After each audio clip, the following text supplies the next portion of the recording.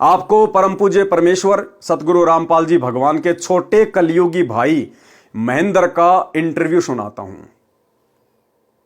यह इंटरव्यू भाई और बहनों 20 मिनट का है और इस 20 मिनट के इंटरव्यू के ऊपर लगभग 1.5 घंटे का वीडियो बनेगा आगे।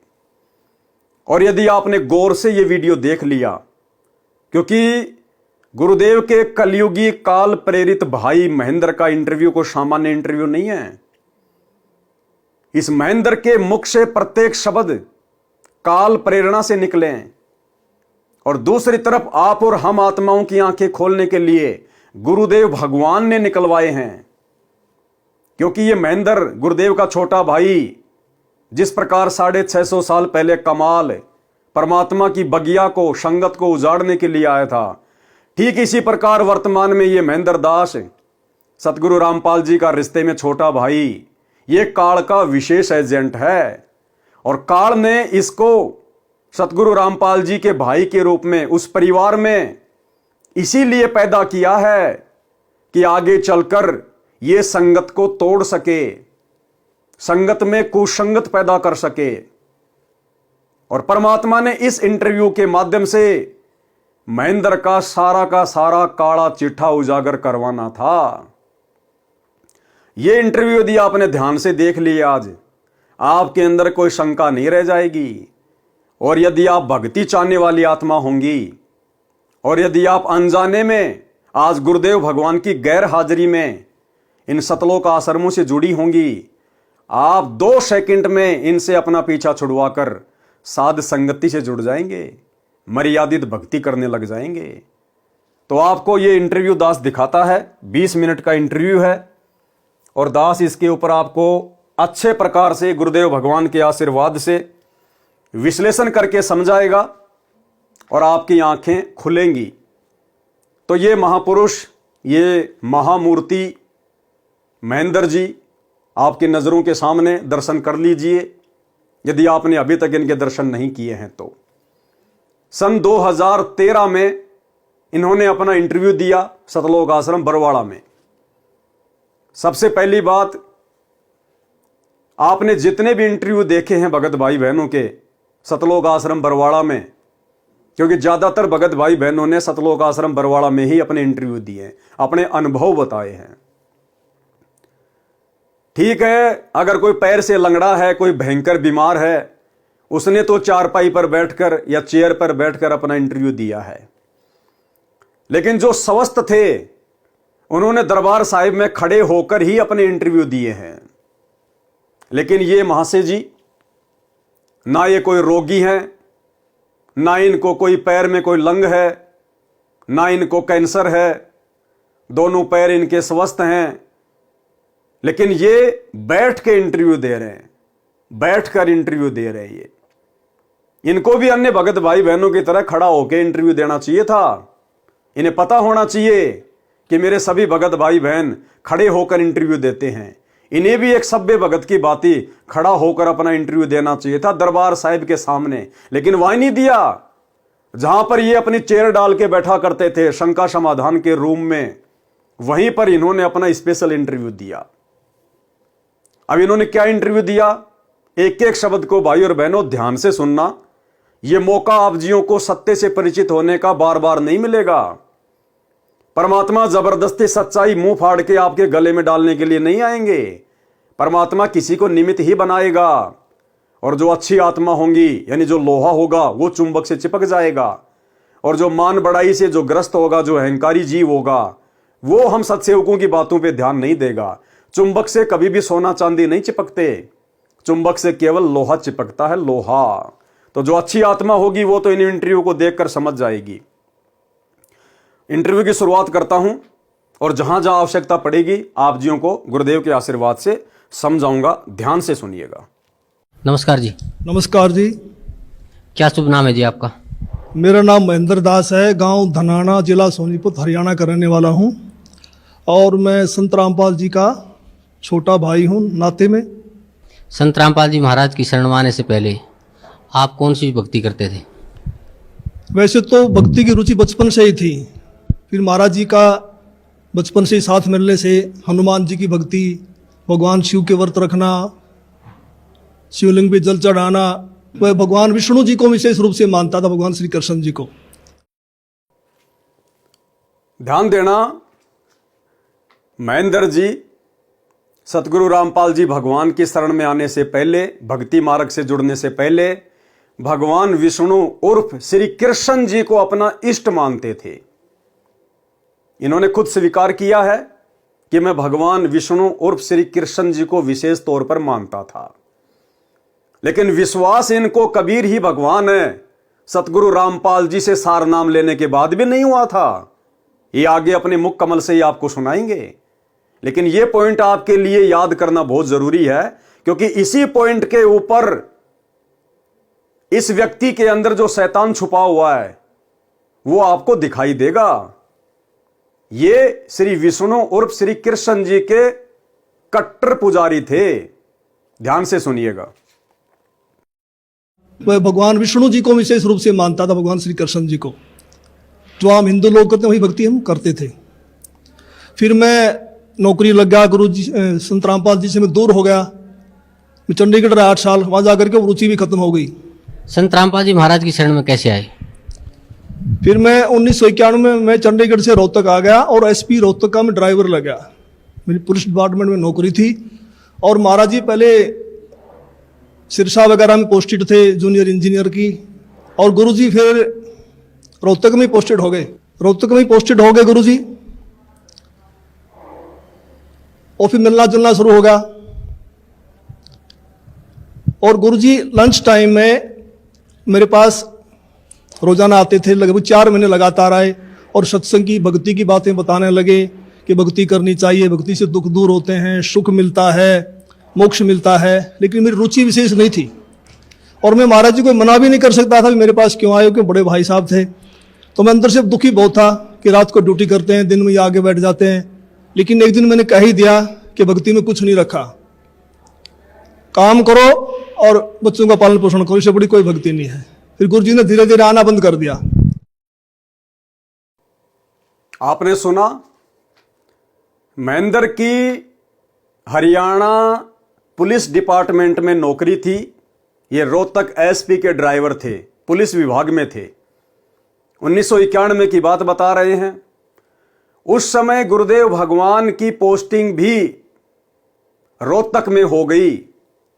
गुरुदेव भगवान जूनियर इंजीनियर की पोस्ट पर थे, इरिगेशन डिपार्टमेंट में, सिंचाई विभाग में। कहने का मतलब है महेंद्र जी की और पूज्य गुरुदेव भगवान की दोनों की पोस्टिंग कहाँ हो गई? रोहतक में। अब परमात्मा तो परमात्मा है भाई, वो तो अपनी आत्माओं के लिए भटकता है, चाहे कोई दुष्ट हो चाहे कोई सज्जन हो। तो परमात्मा ने देखा कि अगले जन्म में गधा बनेगा, कुत्ता बनेगा, लोगों की झूठी लेट्रिन खाएगा, गोबर खाएगा, झूठी किसी की उल्टी को चाटेगा। क्यों ना इसको भक्ति मार्ग से जोड़ दूं, इसको ज्ञान समझा दूं। सबके प्रति परमात्मा की ऐसे ही समदृष्टि होती है। तो गुरुदेव भगवान लंच टाइम में महेंद्र जी के पास में आते और इनको भक्ति के बारे में समझाते कि भाई भक्ति करनी चाहिए, भक्ति बिना कुछ भी नहीं है, आने वाले समय में फिर दुख उठाएंगे, परेशानियां उठाएंगे।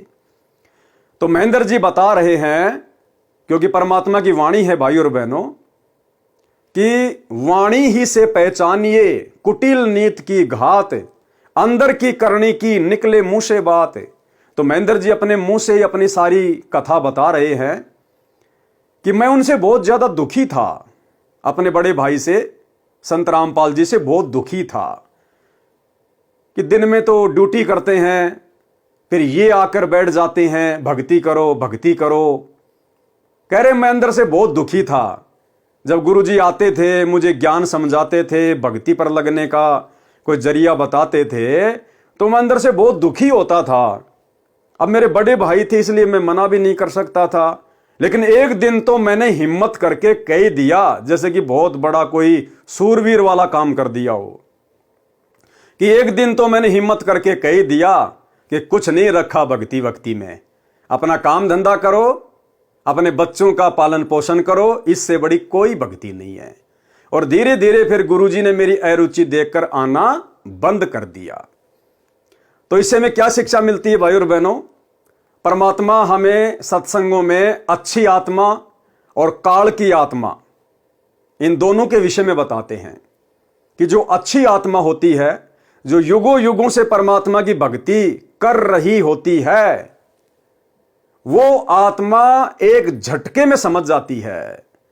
गुरुदेव कहते हैं ज्ञान का और घाम का चमका सा होता है। ज्ञान यानी जिसको भक्ति मार्ग पर जुड़ना होता है, जिसको सफलता प्राप्त करनी होती है, वो आत्मा तो एक झटके में समझ जाती है। एक शब्द लग जाता है उसके और तुरंत भक्ति पे लग जाता है। और जो काल की आत्मा होती है, जो अच्छी आत्मा नहीं होती, उसको चाहे कितना ही समझा दो, गुरुदेव कहते हैं वो तो चिकना घड़ा हो जाता है, चिकना घड़ा, फिर उसके ऊपर असर नहीं पड़ता है। तो ये जो महेंद्र जी हैं, ये चिकने घड़े थे, चिकने घड़े। ये उन आत्माओं में नहीं है जो परमेश्वर की विशेष आत्माएं होती हैं। ये छोटा सा सत्संग गुरुदेव का 30 सेकंड का, कि ज्ञान का और घाम का चमका ही होता है। अच्छी आत्माओं को तो एक बार में समझ में आ जाती है। एक कै चोट सिधारिया जिन्हें गुरु मिलन दी आस। जिनको परमात्मा चाहिए, जो परमात्मा की आत्मा होती है, उनको तो एक ही चोट काफी होती है भक्ति मार्ग पर लगने के लिए। एक छोटा सा सत्संग, एक समय की बात। और सत्संग जो है एक दिन का बतेरा हो लागना होता है।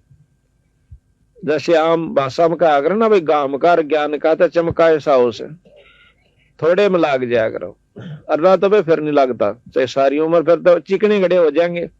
तो गुरुदेव के मुख कमल से सुनकर आपको समझ में आ गया होगा कि ये महेंद्र जी परमेश्वर की उन आत्माओं में नहीं है जो आत्माएं मोक्ष प्राप्त करने की अधिकारी होती हैं। आगे देखिए ध्यान से। तो मैं अंदर से दुखी बहुत था कि रात को ड्यूटी करते हैं, दिन में ये आगे बैठ जाते हैं। लेकिन एक दिन मैंने कह ही दिया कि भक्ति में कुछ नहीं रखा, काम करो और बच्चों का पालन पोषण करो, इससे बड़ी कोई भक्ति नहीं है। फिर गुरु जी ने धीरे धीरे आना बंद कर दिया। फिर मेरे जीवन में एक ऐसी घटना घटी, 1992 की बात है, कि मैं एक डीआईजी को लेकर के मधुबन गया हुआ था, पुलिस ट्रेनिंग सेंटर के अंदर। रात को वहाँ ठहरे, मैं सुबह सोकर उठा तो मैंने देखा, मैं चारपाई पर लेटा हुआ, मेरी आंखें खुल गई। तो लेटे लेटे मैं क्या देख रहा हूं कि मेरे पैरों की तरफ उस मकान यानी कमरे में 2 खिड़कियां थी। एक खिड़की में महाराज जी कम से कम 8-10 फीट ऊपर आसमान में बैठे हैं। वो सीन मुझे आज तक याद है। काले रंग के चश्मे लगा रखे थे, लाइनिंग वाला शर्ट, काली पैंट, और ऐसे बैठे हैं जैसे पद्मासन होता है, हाथ जोड़कर। तो संत रामपाल जी की तरफ 2 पैर दिखाई दे रहे हैं, घुटने से नीचे बिल्कुल लाल रंग के, जैसे सूर्य सुबह निकलता है। तो मैं देख कर डर गया। मैंने अपनी घड़ी देखी, उस द्वार पे एक घड़ी लगी हुई थी, उसको देखा भी 7 बज गए हैं। दूसरी खिड़की से देखा तो शहतूत का पेड़ है, चिड़िया बैठी हैं। लेकिन मैं ये सीन क्या देख रहा हूँ, कम से कम 5 मिनट मैंने सीन को देखा। तो मैं डर गया कि मैंने समझा कि भी कहीं गुरुजी मर गए हैं, उनकी आत्मा मुझे मिलने के लिए आ रही है। अब उसमें फ़ोन भी नहीं थे, मैं डीआईजी को बोल भी नहीं सकता था कि मेरा भाई मर गए हैं। तो मैं बहुत चिंतित हो गया। हम 1 बजे मधुबन से रोहतक के लिए चले, हम लोग 3 बजे वहाँ पहुँच गए। मैं गाड़ी खड़ी करके सीधा मकान पे गया, गुरुजी के मकान के ऊपर।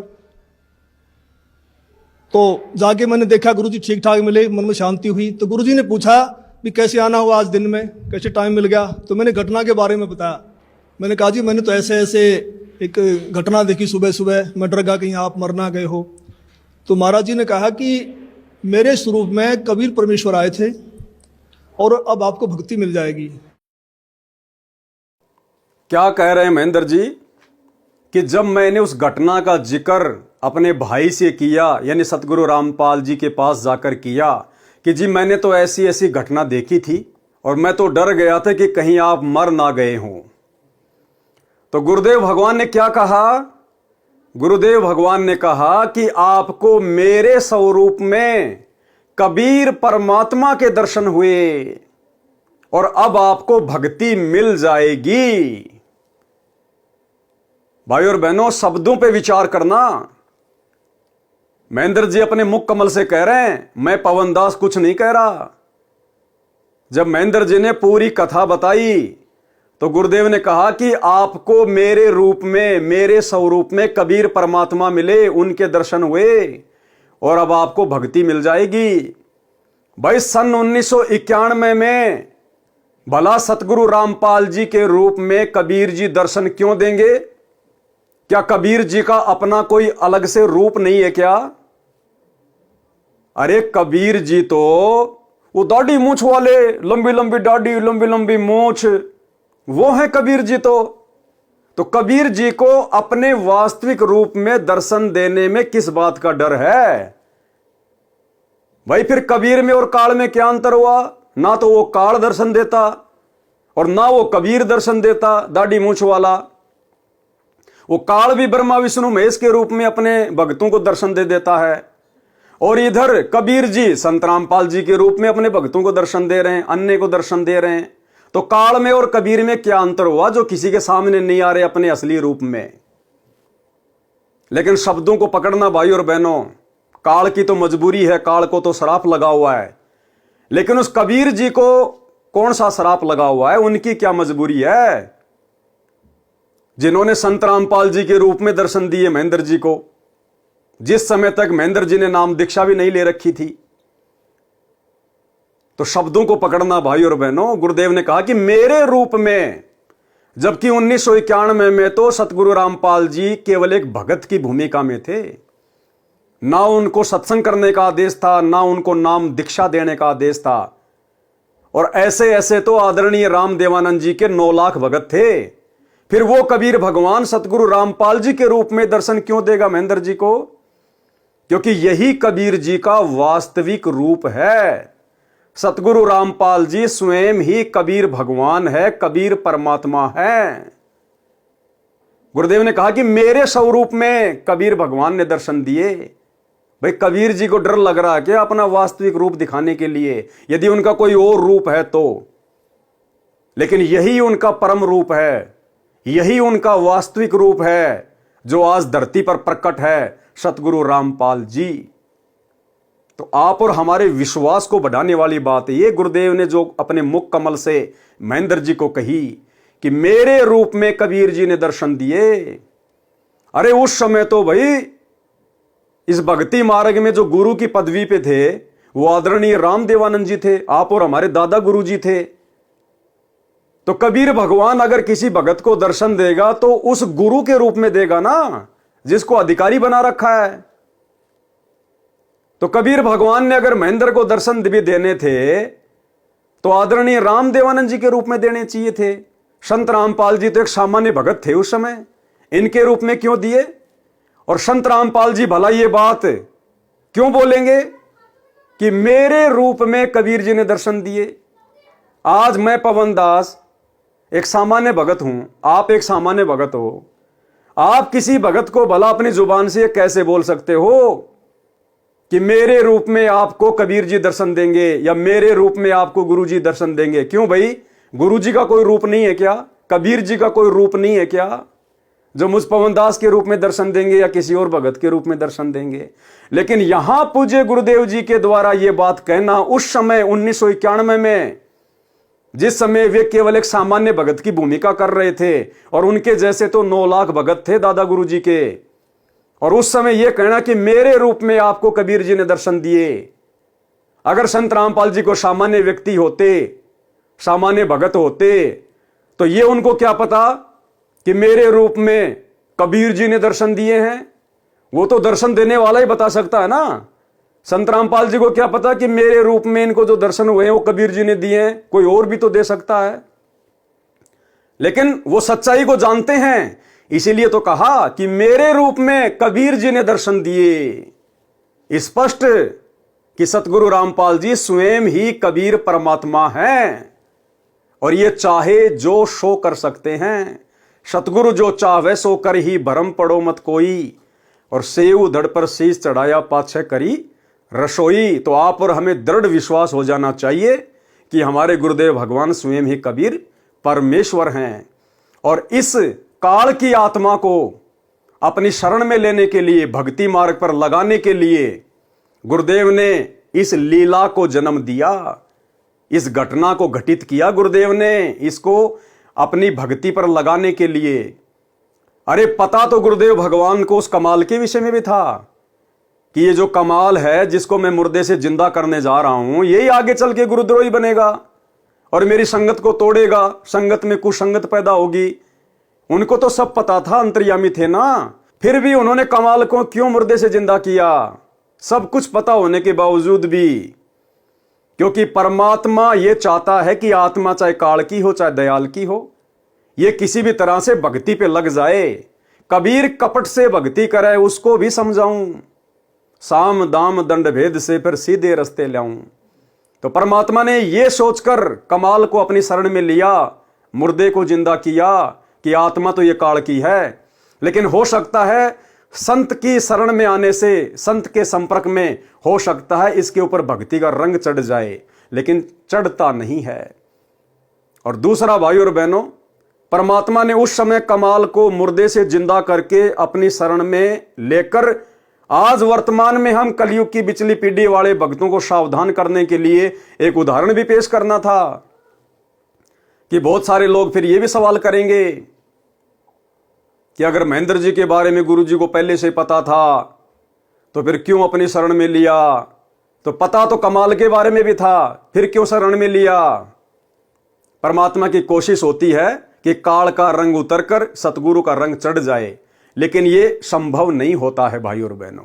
क्योंकि जो कोयल का बच्चा होता है वो तुरंत अपनी मां की आवाज को सुनकर और वो कान खड़े कर लेता है, और जो कौवे के बच्चे होते हैं उनके असर नहीं पड़ता। तो महेंद्र जी अगर कोयल के बच्चे होते, सतगुरु के बच्चे होते, तो सतगुरु ने इतना प्रयास करने की जरूरत नहीं पड़ती, ऐसे ऐसे चमत्कार करने की जरूरत नहीं पड़ती। लेकिन परमात्मा ने देखा कि काल ने मेरे घर में अपना एजेंट भेज रखा है, अगर इसको भक्ति मार्ग पे नहीं लगाया तो मेरे लिए और ज्यादा बाधा उत्पन्न कर देगा।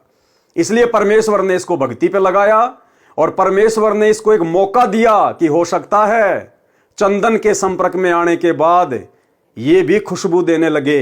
लेकिन परमात्मा कहते हैं जो बांस का जो पेड़ होता है, जो बंबू होता है, उसके ऊपर चंदन की महक का कोई असर नहीं होता है। तो हमने तो शिक्षा लेनी है भाई और बहनों, हमने तो शिक्षा लेनी है कि महेंद्र जी के द्वारा ये कहना और गुरुदेव के द्वारा फिर ये कहना कि मेरे रूप में कबीर जी ने दर्शन दिए और अब आपको भक्ति मिल जाएगी, इसका मतलब हमारे गुरुदेव स्वयं कबीर परमात्मा हैं। आगे देखिएगा।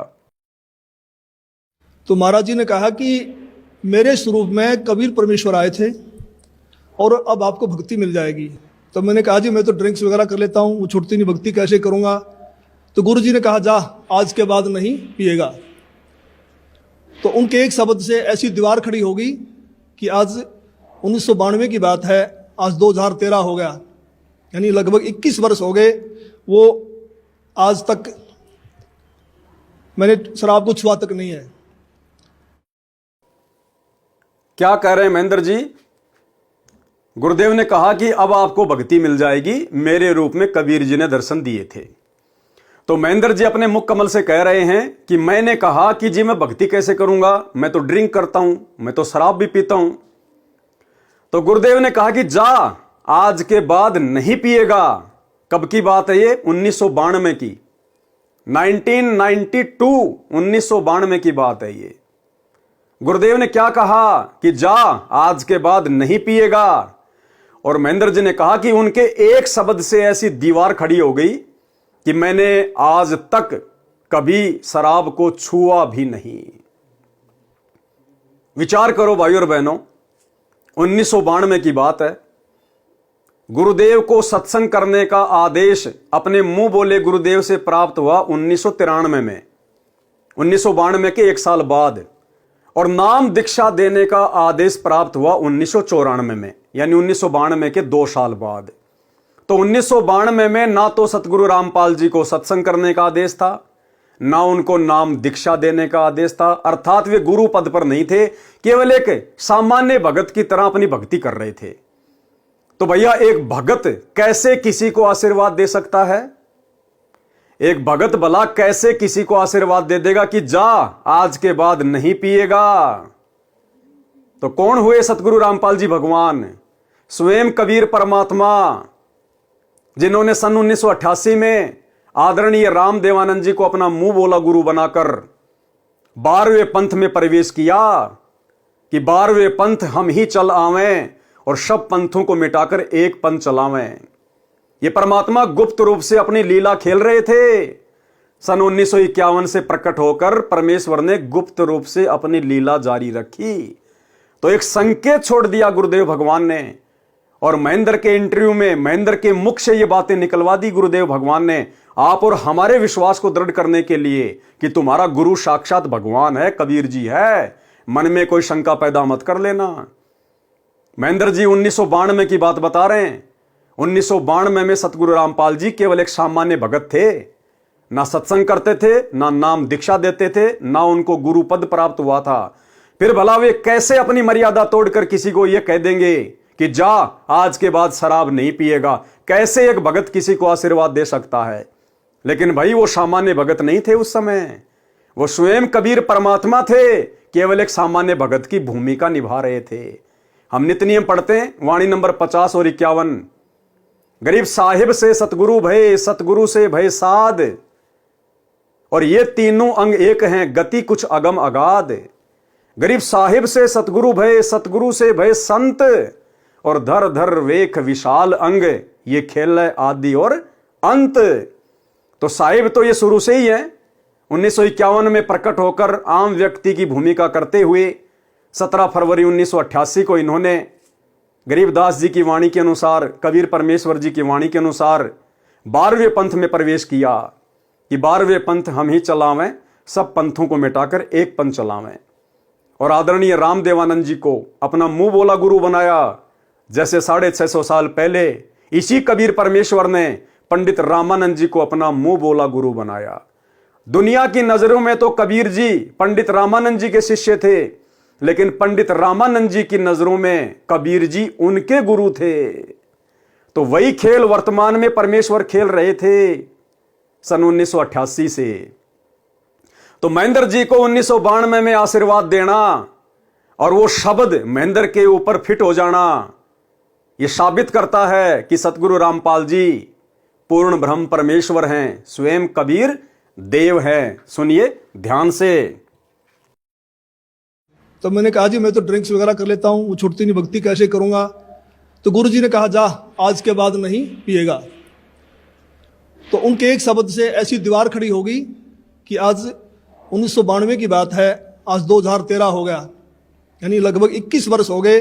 वो आज तक मैंने शराब को छुआ तक नहीं है। तो उसके बाद गुरुजी ने अपने गुरुजी से मुझे नाम दिलवाया, संत राम देवानंद जी महाराज से। उस समय गुरुजी को आज्ञा नहीं थी नाम की। मैं भक्ति में जरूर लगा, क्योंकि महाराज जी बताते थे कबीर साहब पूर्ण परमात्मा हैं, इनसे सबसे ऊपर हैं। तो मैंने उनको उदाहरण दिया कि पुलिस में तो ऐसे होता है, उसमें पुलिस वाले बहुत नाजायज किया करते। कोई कहता मैं फलांगा सिपारसी हूँ, उसको पकड़ लिया तो उसकी कुटाई कर देते थे, फोन आता छोड़ देते, हमें नहीं पता जी आपका था। कहीं ऐसा ना हो कि ये नीचे देव देवता हमें कूट दें और जब तो कबीर साहब ऊपर से आए। लेकिन मैं लगा जरूर रहा, लेकिन विशेष विश्वास नहीं था कि कबीर साहब पूर्ण परमात्मा है। तो महाराज जी ने कहा कि आप ये नाम जपते रहो, इन नाम से आपका विश्वास हो जाएगा। तो फिर 1994 में गुरु जी को आज्ञा होगी नाम की। फिर महाराज जी ने दोबारा से हमारे को नाम दिए, फिर सार नाम दिया। मैं भक्ति में लगा रहा, लेकिन कबीर साहब के बारे में मैं पूछता था कि वेदों में दिखाओ, गीता जी में दिखाओ। तो महाराज जी कहते समय आने तो सब कुछ दिखाऊंगा मैं, अब ये करते रहो। 2 पॉइंट भाई और बहनों, गुरुदेव भगवान ने अपने छोटे भाई महेंद्र को अपने मुंह बोले गुरु आदरणीय राम देवानंद जी से उपदेश दिलवाया। और उस समय भी महेंद्र जी बार बार गुरुदेव से पूछा करते थे कि जी मुझे विश्वास नहीं हो रहा कि कबीर ही भगवान है, क्योंकि ये तो श्री कृष्ण जी के कट्टर पुजारी थे, विष्णु जी के भगत थे। उसके बाद सन 1994 में सतगुरु रामपाल जी को नाम दीक्षा देने का आदेश प्राप्त हो गया। तो महेंद्र जी की मजबूरी हो गई सतगुरु रामपाल जी को अपना गुरु धारण करना, क्योंकि आदरणीय राम देवानंद जी ने सारी संगत को कह दिया था कि आज के बाद संत रामपाल जी ही सबके गुरु हैं, जो इनसे नाम दीक्षा नहीं लेगा वो मेरा कुछ नहीं लगता। तो महेंद्र जी की मजबूरी हो गई। महेंद्र जी ने अपने बड़े भाई को अपना गुरु धारण कर लिया सन 1994 में। और फिर महेंद्र जी कह रहे हैं कि सतगुरु रामपाल जी से उपदेश लेने के बाद मैं भक्ति पे लग गया, फिर गुरुजी ने मुझे सतनाम दिया, फिर मुझे सारनाम भी दिया। ये सारनाम ध्यान रखना कि गुरुजी ने मुझे सारनाम दे दिया, लेकिन फिर भी मुझे विश्वास नहीं था कि कबीर जी ही भगवान हैं। अरे क्या सतगुरु रामपाल जी ऐसी गलती करेंगे? जिस भगत को यह विश्वास ना हो कि कबीर ही भगवान है, क्या उसको सतगुरु रामपाल जी कभी सारनाम देंगे? लेकिन महेंद्र जी कह रहे हैं कि मुझे तो सारनाम दे दिया था, और सारनाम लेने के बाद भी मुझे विश्वास नहीं था कि कबीर जी भगवान है। इसका मतलब वो सारनाम ओरिजिनल नहीं दिया। अभी तक गुरुदेव भगवान ने किसी को सारनाम ओरिजिनल नहीं दिया है। अरे ये अंतर्यामी परमात्मा, सारी सृष्टि का मालिक सतगुरु रामपाल जी भगवान क्या ऐसी गलती करेंगे? इस कबीर पंथ में जिसको कबीर पर विश्वास नहीं है कि कबीर ही भगवान है, उसको भला कबीर का वो अनमोल नाम कैसे दे दिया जाएगा? लेकिन महेंद्र जी कह रहे हैं कि मैंने सतगुरु रामपाल जी से नाम ले लिया 1994 में, उसके बाद गुरुजी ने मुझे सार नाम दे दिया, लेकिन फिर भी मुझे विश्वास नहीं था कि कबीर जी ही भगवान हैं। और मैं गुरुजी से कहता था कि मुझे शास्त्रों में दिखाओ, मुझे वेदों में दिखाओ, तो गुरुजी कहते थे आप ये भक्ति करते रहो, समय आने पे आपको सब कुछ दिखाएंगे। अब सार नाम किस आत्मा को दिया जाता है, सार नाम की क्या शर्त है, ये आपको पूज्य गुरुदेव जी के भक्ति विधान से समझाते हैं, और आपको गुरुदेव के मुख कमल से सुनाएंगे, तभी आपको विश्वास होगा। तो एक छोटा सा सत्संग 30 सेकंड का सतगुरु रामपाल जी परमेश्वर स्पष्ट कर रहे हैं कि ये 3 मंत्र का जो नाम है, जो सार नाम है 3 मंत्र का, ये तो उस आत्मा को दिया जाता है जिस आत्मा की नस नस में यह समा जाता है कि कबीर ही भगवान है, कबीर ही भगवान है। और महेंद्र जी कह रहे हैं कि मैंने तो सार नाम भी ले लिया था, उसके बाद भी मेरे को विश्वास नहीं था कि कबीर जी भगवान है। तो भला सतगुरु रामपाल जी ऐसी गलती कैसे कर सकते हैं भाई? हम तो सोच भी नहीं सकते। तो गुरुदेव भगवान ने अभी तक किसी को ओरिजिनल सार नाम नहीं दिया। उस समय महेंद्र जी को ओरिजिनल सार नाम नहीं मिला। सुनिए छोटा सा सत्संग, सार नाम किसको मिलता है, सुनिए। सार नाम, ये जो 3 मंत्र का जाप उसी को दिया जाता है जिसकी नस नस में, अर्थात पूर्ण रूप से जिसका विश्वास परमात्मा पूर्ण ब्रह्म कबीर भगवान में हो जाता है कि वही मोक्षदायक है, उसी की पूजा से पूर्ण मोक्ष होता है, और अन्य भगवानों की सतीथि से वो परिचित हो जाता है। ये भगवान नाशवान है, अविनाशी नहीं है, और इनकी साधना से जीव को इतना लाभ होता, स्वर्ग गया, फिर मृत्यु, फिर स्वर्ग गया, फिर नीचे आया, फिर स्वर्ग गया, फिर 83 लाख योनियों भोगी। इस तरह का ये रहट जैसा कुआं, अर्थात ये चक्र अन्य भगवानों की साधनाओं से चलता ही रहेगा। तो भाई और बहनों, आपको विश्वास हो जाना चाहिए कि महेंद्र जी को कौन सा सार नाम प्राप्त है, नकली बंदूक प्राप्त है या ओरिजिनल AK-47 प्राप्त है। आगे बढ़िए, महेंद्र जी क्या कह रहे हैं। तो फिर 1994 में गुरु जी को आज्ञा होगी नाम की, फिर महाराज जी ने दोबारा से हमारे को नाम दिए, फिर सार नाम दिया। मैं भक्ति में लगा रहा, लेकिन कबीर साहब के बारे में मैं पूछता था कि वेदों में दिखाओ, गीता जी में दिखाओ, तो महाराज जी कहते समय आने तो सब कुछ दिखाऊंगा मैं, अब ये करते रहो। तो फिर ऐसी घटना घटी कि एक दिन मैं सोया हुआ था और मेरी आत्मा निकल के ऊपर ब्रह्मांड में चली गई, बहुत ऊंचाई पर। अब आगे का जो वीडियो है वो आपने बहुत ही ध्यान से देखना है, बहुत विशेष पॉइंट है।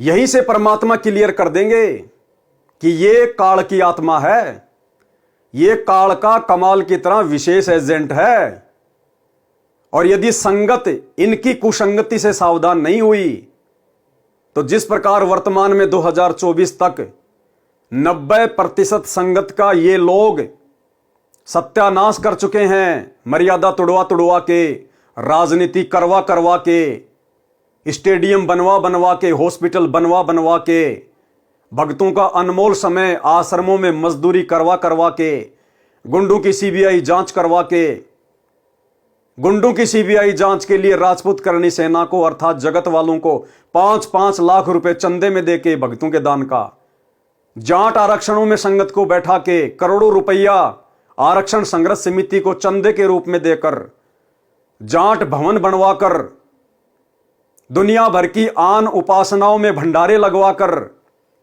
आश्रमों को मजाक बनाकर, मनोरंजन के केंद्र बनाकर और सबकी मर्यादा खंडित करवाकर, जिस प्रकार आज ये भक्तों का सत्यानाश करवा चुके हैं, सबकी मर्यादा तोड़वा चुके हैं।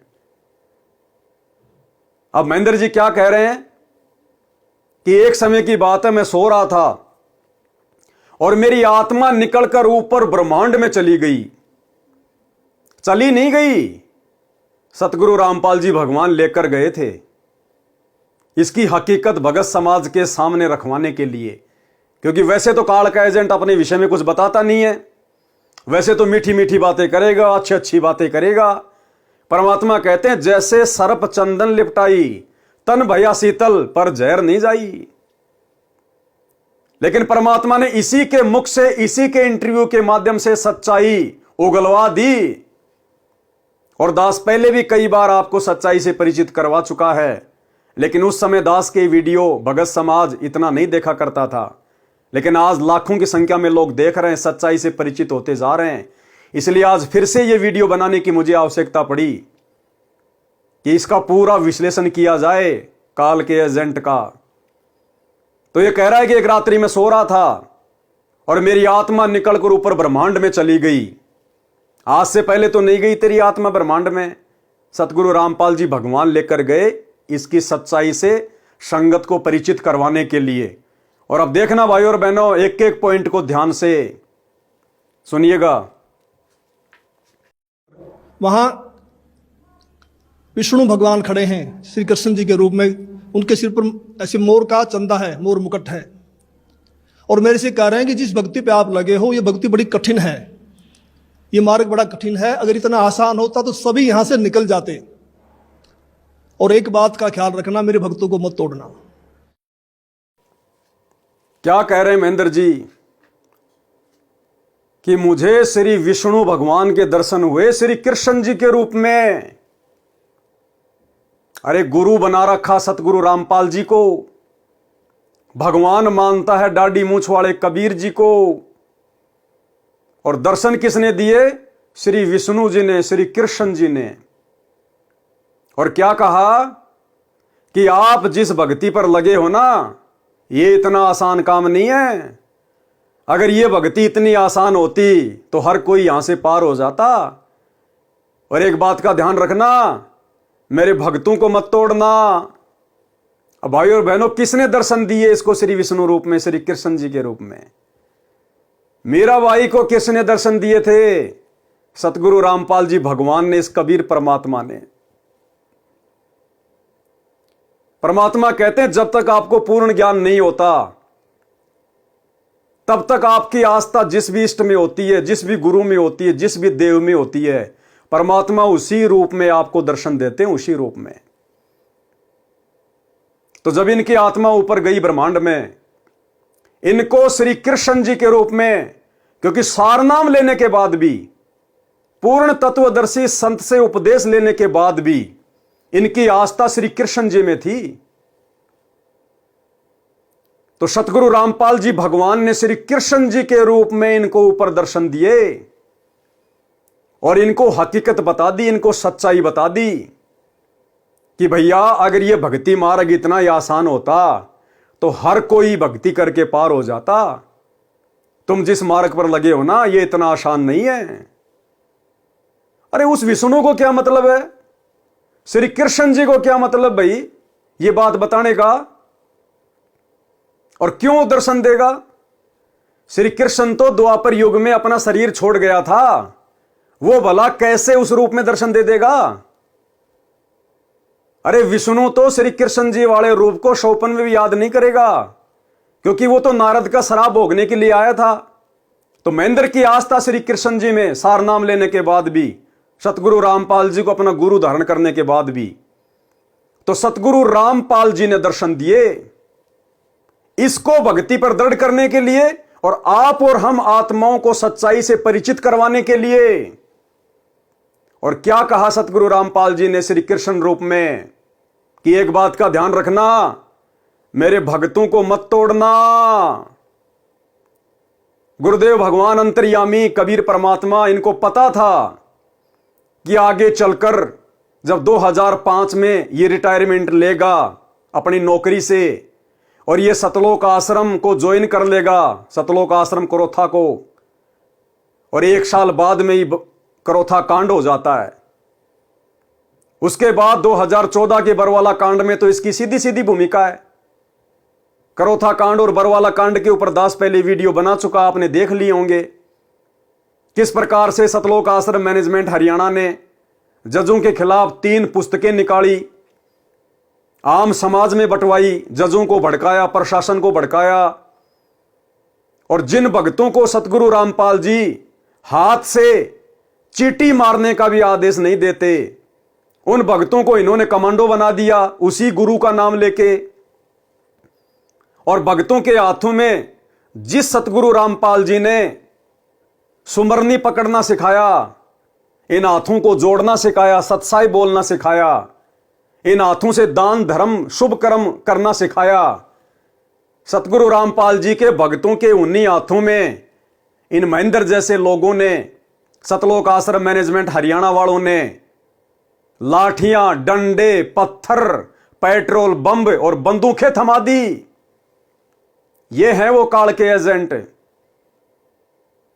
और सरेआम मीडिया के सामने अपना झूठा स्टेटमेंट दे रहा है पुलिस प्रशासन को भड़काने के लिए कि सतगुरु रामपाल जी आश्रम में नहीं है, हमने उनको स्वास्थ्य इलाज के लिए परसों ही बाहर शिफ्ट कर दिया।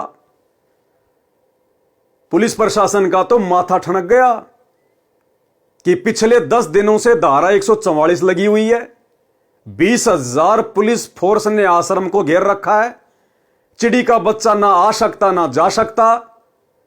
और ये संत गुरु रामपाल जी का भाई, आश्रम का दूसरा सबसे बड़ा जिम्मेदार आदमी, और ये स्टेटमेंट दे रहा है कि हमने संत रामपाल जी को परसों ही आश्रम से बाहर शिफ्ट कर दिया।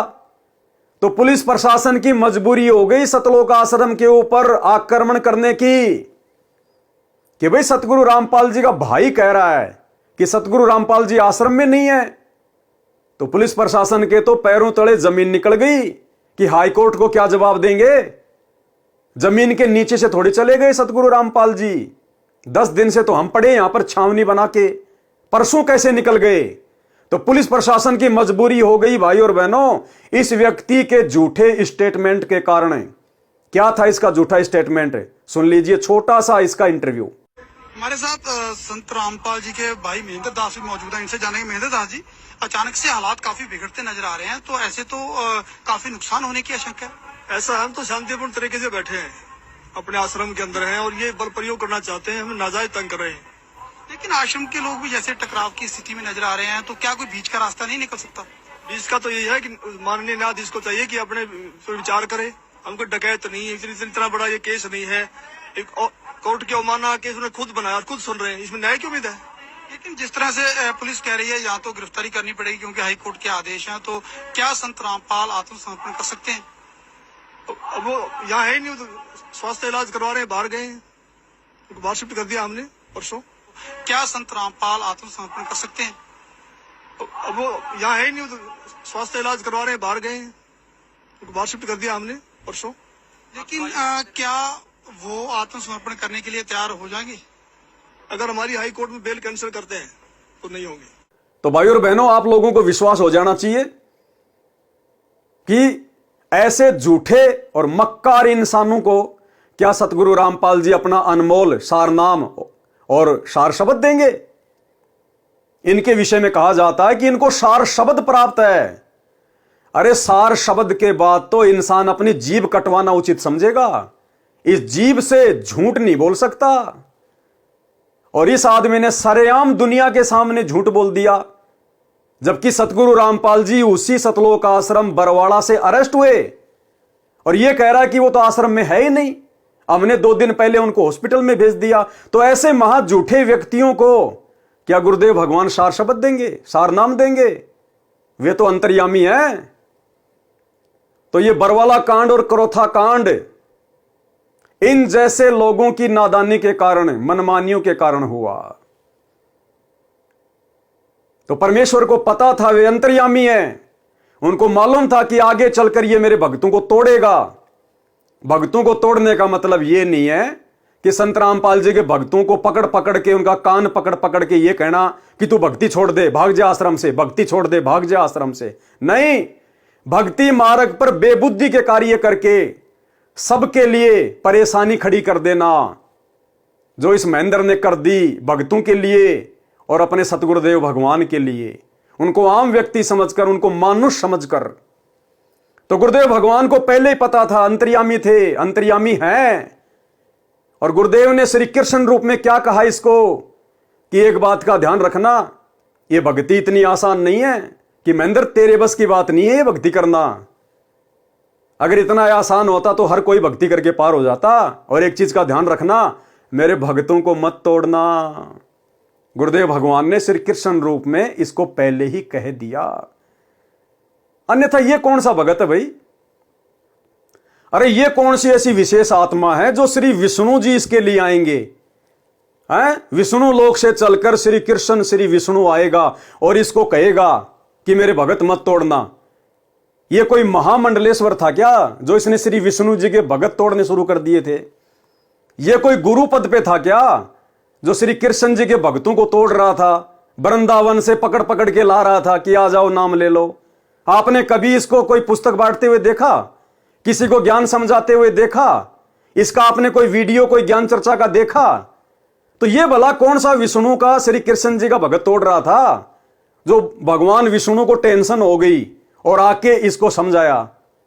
तो ये सारा खेल सतगुरु रामपाल जी भगवान का आप और हमारी आंखें खोलने के लिए।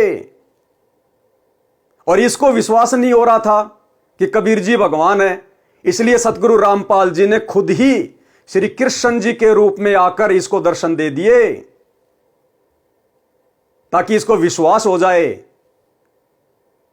अब आगे का जो हम वीडियो सुनेंगे, गुरुदेव भगवान ने फिर क्या कहा जब यह घटना महेंद्र ने अपने भाई को बताई, सतगुरु रामपाल जी को बताई कि ऐसे ऐसे मेरी आत्मा ऊपर गई, ऐसे ऐसे श्री कृष्ण जी आ गए और मेरे से ये बात कही। तो आगे आप सुनेंगे गुरुदेव ने स्पष्ट कर दिया कि श्री कृष्ण जी के रूप में कौन था। सुनिए ध्यान से। वहां विष्णु भगवान खड़े हैं श्री कृष्ण जी के रूप में, उनके सिर पर ऐसे मोर का चंदा है, मोर मुकुट है, और मेरे से कह रहे हैं कि जिस भक्ति पे आप लगे हो ये भक्ति बड़ी कठिन है, ये मार्ग बड़ा कठिन है, अगर इतना आसान होता तो सभी यहां से निकल जाते। और एक बात का ख्याल रखना, मेरे भक्तों को मत तोड़ना। जैसे मेरी आत्मा, मेरा सूक्ष्म शरीर मेरे शरीर में आया तो मेरी आंख खोली तो मेरा सारा शरीर पसीने से भीगा हुआ था और मैं बिल्कुल सर्दी का महीना था, मैंने कपड़े चेंज किए पसीना पोंछकर, और मैं सुबह उठ करके अपनी ड्यूटी पे आया तो महाराज जी से मुलाकात हुई। मैंने महाराज जी को बताया कि ऐसे ऐसे घटना घटी रात को। तो महाराज जी ने कहा कि आपको विश्वास नहीं हो रहा था कबीर साहब के बारे में और आप कृष्ण जी को ज्यादा मानते थे, इसीलिए कृष्ण जी के मुख से ही आपसे कहलवा दिया गया है। शब्दों पे ध्यान देना भाई और बहनों, शब्दों पे। साधु शब्दा परखिए। जब महेंद्र जी ने सारी घटना पूज्य गुरुदेव भगवान को बताई तो गुरुदेव ने क्या कहा कि आपको विश्वास नहीं हो रहा था कि कबीर जी ही परमात्मा हैं। आप श्री विष्णु जी को ज्यादा मानते थे, श्री कृष्ण जी को, इसलिए श्री कृष्ण जी से ही कहलवा दिया गया है। श्री कृष्ण जी ने कह दिया, ऐसा नहीं कहा गुरुदेव ने। क्या कहा? इसलिए श्री कृष्ण जी से ही कहलवा दिया गया है, यानी कहलवाने वाला कोई और था श्री कृष्ण से। अगर श्री विष्णु जी दर्शन देते, श्री कृष्ण जी दर्शन देते, तो वो अपनी बात इसको कहते। लेकिन यहां गुरुदेव ने क्या कहा महेंद्र को, इसलिए श्री कृष्ण जी से कहलवा दिया गया है। तो कहलवाने वाला कोई और हुआ ना, किसने कहलवाया? अगर आपको लगता है कि भाई पूज्य गुरुदेव जी ने कहलवा दिया, तो शब्द किसके हुए? पूज्य गुरुदेव जी के। और अगर गुरुदेव ने श्री कृष्ण का रूप बनाकर कहा, तो भी गुरुदेव ने कहा। यानी मैं पवन दास आपके पास में किसी व्यक्ति को भेजूं आप तक कोई संदेशा पहुंचाने के लिए, तो भले कहे वो व्यक्ति रहा है, लेकिन वो शब्द किसके हुए? मेरे। मैं कहलवा रहा हूं, मैं क्या चाहता हूं। तो इसी प्रकार गुरुदेव ने क्या कहा कि आपको विश्वास नहीं हो रहा था कि कबीर जी पूर्ण परमात्मा है, इसलिए श्री कृष्ण जी के मुख से कहलवा दिया गया है। तो भाई और बहनों, यहां तो कहलवा देने वाली बात भी नहीं है, यहां तो गुरुदेव अपने आप को छुपा रहे हैं। अब साक्षात थोड़ी कहेंगे कि कबीर भगवान ने आके कह दिया। यानी सतगुरु रामपाल जी ने श्री कृष्ण जी का रूप धारण किया और इसकी आत्मा को ऊपर ले जाकर सारी बातें बताई। इससे स्पष्ट हो जाता है कि कोई श्री कृष्ण नहीं था, कोई विष्णु नहीं था। उनको कोई मतलब नहीं है इन जैसी आत्माओं के लिए भटकना, वो किसी के लिए नहीं भटकते। ये सारे खेल कबीर भगवान सतगुरु रामपाल जी खेलते हैं।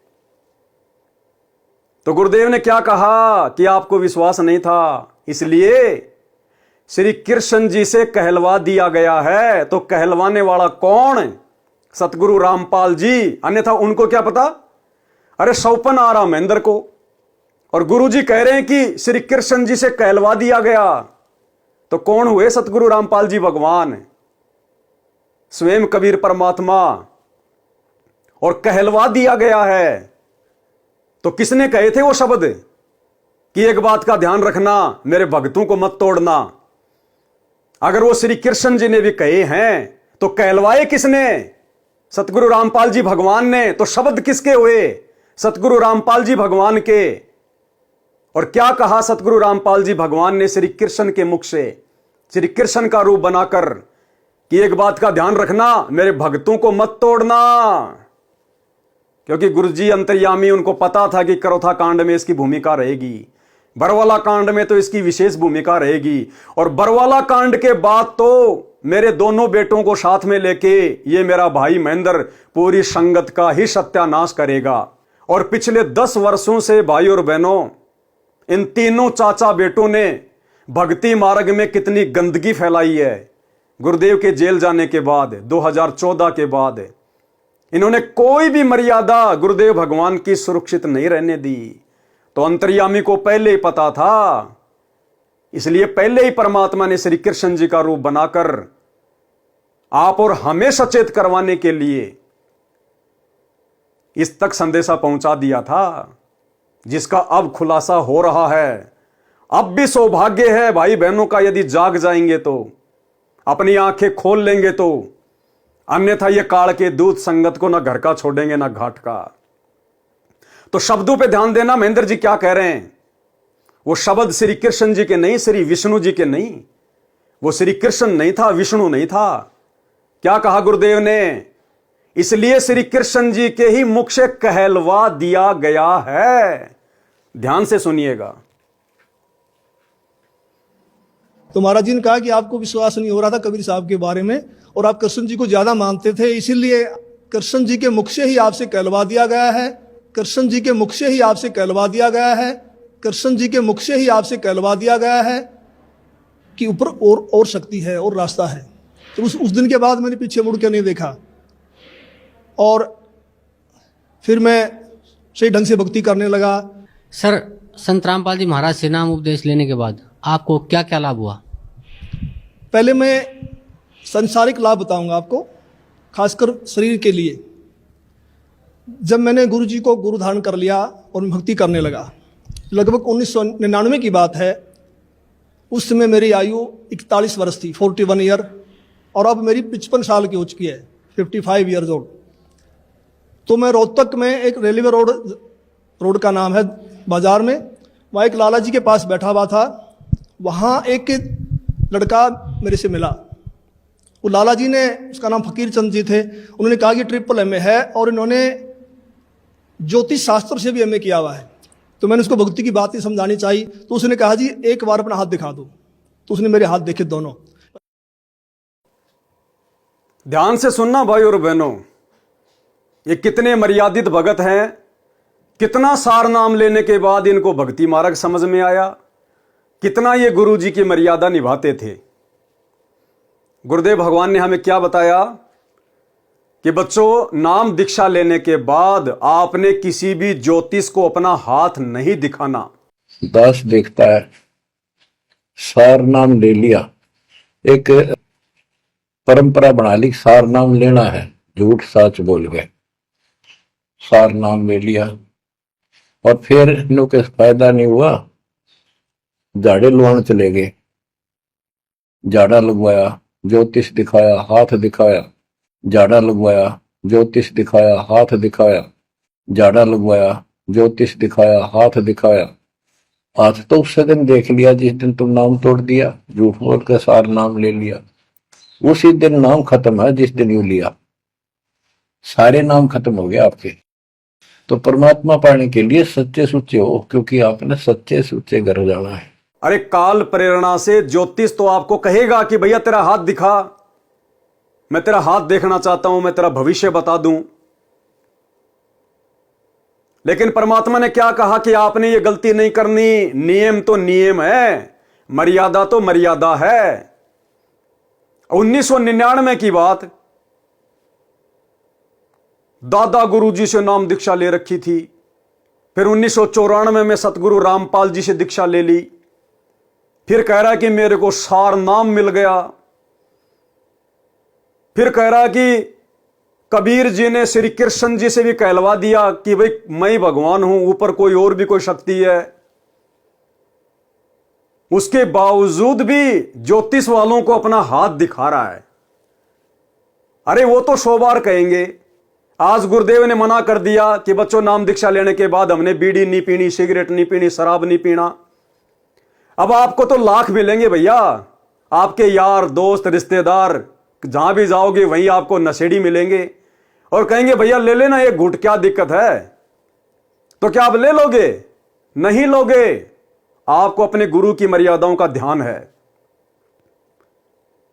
तो जब उस फकीर चंद ने कहा कि ये MAAA है, MAAA हाथ देखता है, 1 नंबर का ज्योतिष है, अपना हाथ दिखाओ, भाई साहब ने दोनों हाथ आगे कर दिए।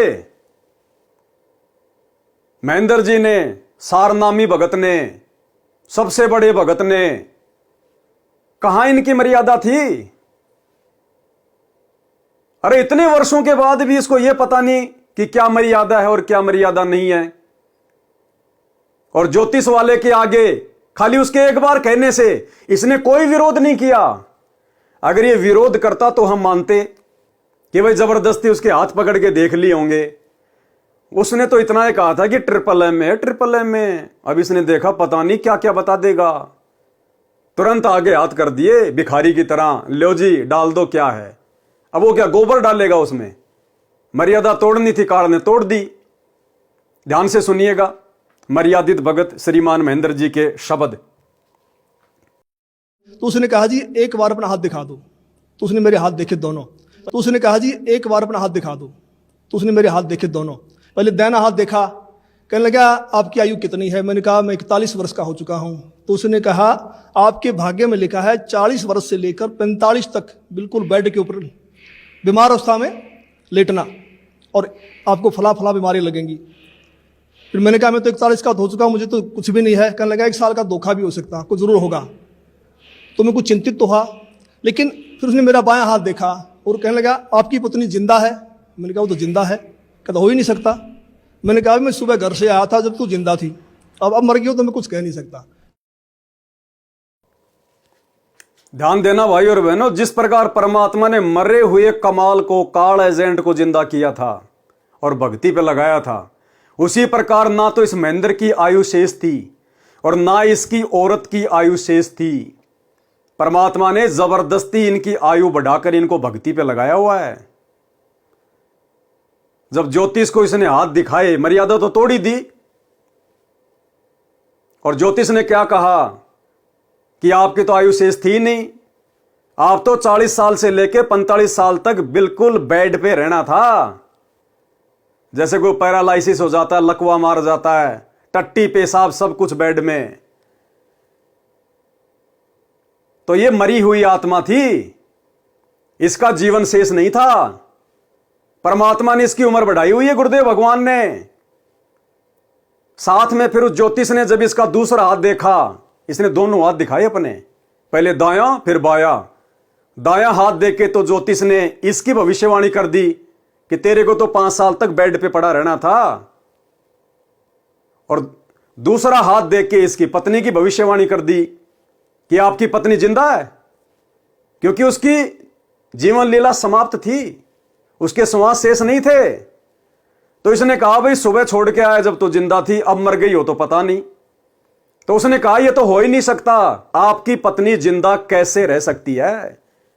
यानी इसकी पत्नी की भी आयु शेष नहीं थी, इस महेंद्र की भी आयु शेष नहीं थी।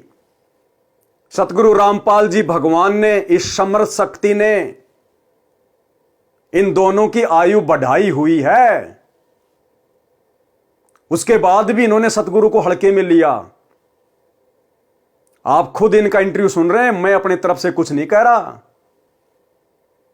ये भगत समाज को विचार करना चाहिए। ये मृत आत्माएं हैं, मृत आत्माएं, काल के एजेंट। ना इनकी कोई मर्यादा, ना इनको सतगुरु पे विश्वास, ना ये उनको ज्ञान को समझे, और गुरुदेव ने जबरदस्ती इनकी उम्र बढ़ाई हुई है। ध्यान से सुन लीजिएगा एक बार। पहले दाहिना हाथ देखा, कहने लगा आपकी आयु कितनी है? मैंने कहा मैं 41 वर्ष का हो चुका हूं। तो उसने कहा आपके भाग्य में लिखा है 40 वर्ष से लेकर 45 तक बिल्कुल बेड के ऊपर बीमार अवस्था में लेटना, और आपको फला फला बीमारी लगेंगी। फिर मैंने कहा मैं तो 41 का हो चुका हूं, मुझे तो कुछ भी नहीं है। कहने लगा 1 साल का धोखा भी हो सकता, कुछ जरूर होगा। तो मैं कुछ चिंतित तो हुआ, लेकिन फिर उसने मेरा बायां हाथ देखा और कहने लगा आपकी पत्नी जिंदा है? मैंने कहा वो तो जिंदा है। कहता हो ही नहीं सकता।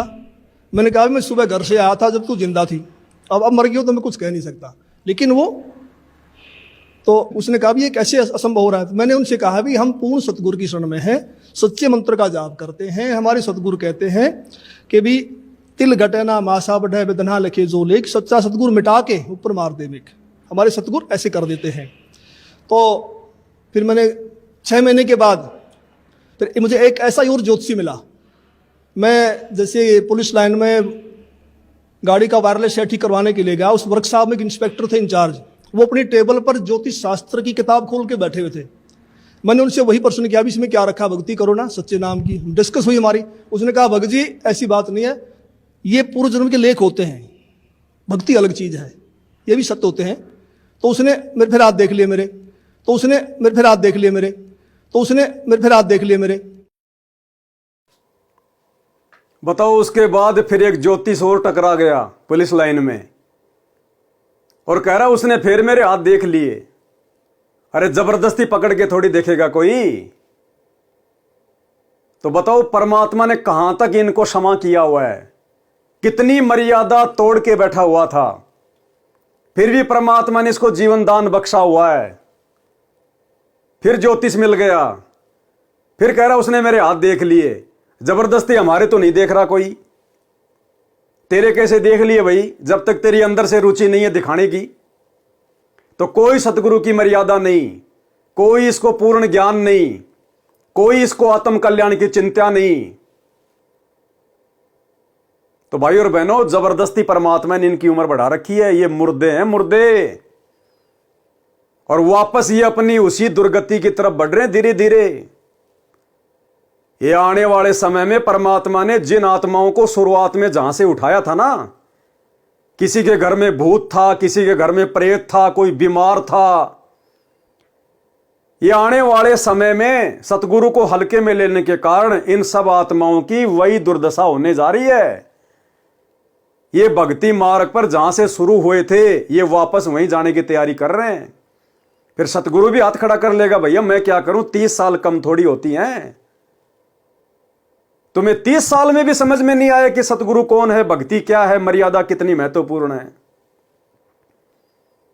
तो ऐसी आत्माओं की संगति आज भगत समाज कर रहा है, जिनकी शुरू से कोई मर्यादा नहीं रही, जिन्होंने शुरू से ही गुरु को परमात्मा नहीं माना। और वर्तमान बरवाला कांड के बाद तो इन्होंने जितने कुकर्म किए हैं पहले से भी कहीं बड़ी बड़ी गलतियां कर दी। अर्थात ये लोग आज भी नहीं सुधरे, आज भी इनको सतगुरु की परख नहीं, पहचान नहीं, अपने आत्म कल्याण की चिंता नहीं। और लाखों के समाज में भगत समाज इन जैसों की पूंछ पकड़ के सतलोक जाने की तैयारी कर रहा है।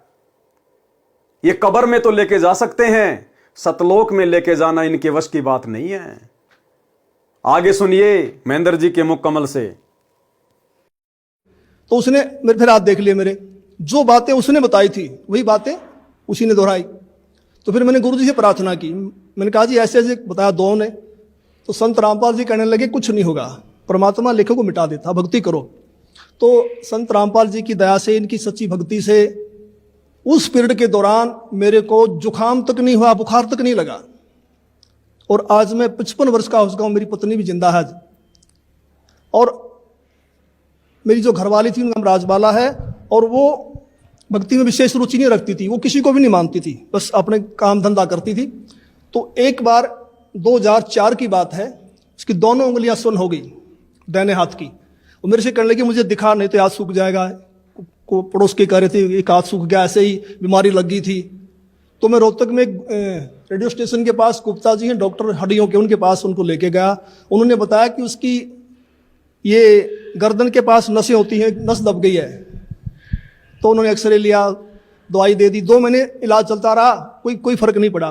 तो मैंने अंदर गुरु जी से प्रार्थना की, संत रामपाल जी से भक्ति करते समय, कि गुरु जी अगर ये हाथ सूख गया तो बुढ़ापे में हम तो रोटी बगैर भी रह जाएंगे, परेशान होगी तो दया करो। कि गुरु जी अगर ये हाथ सूख गया तो बुढ़ापे में हम तो रोटी बगैर भी रह जाएंगे, परेशान होगी तो दया करो। ये गलती आप और हम भगत भाई बहनों ने नहीं करनी है, वरना गुरु जी के प्रति अविश्वास प्रकट हो जाएगा। 2 पॉइंट।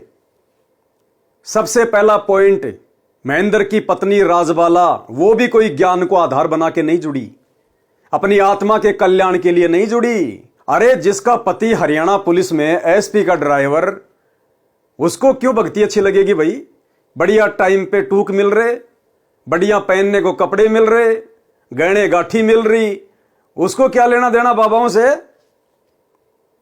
तो महेंद्र की पत्नी राजबाला भी गुरुदेव के सत्संग सुनकर या उनके ज्ञान को समझकर या काल के कहर से डरकर भक्ति मार्ग से नहीं जुड़ी।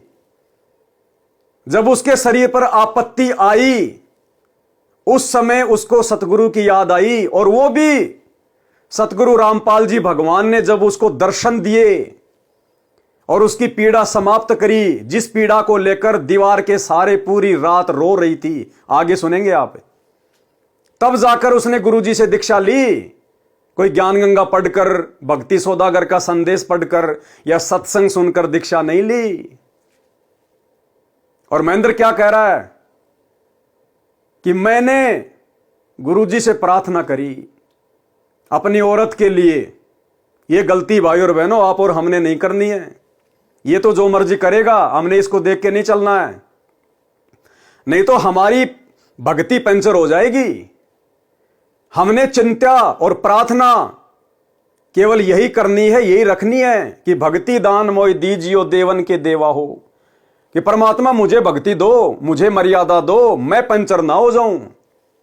ये पति पत्नियां लाखों करोड़ों मिल चुके हैं, ये परमेश्वर मेरा तो बेड़ा पार कर दो।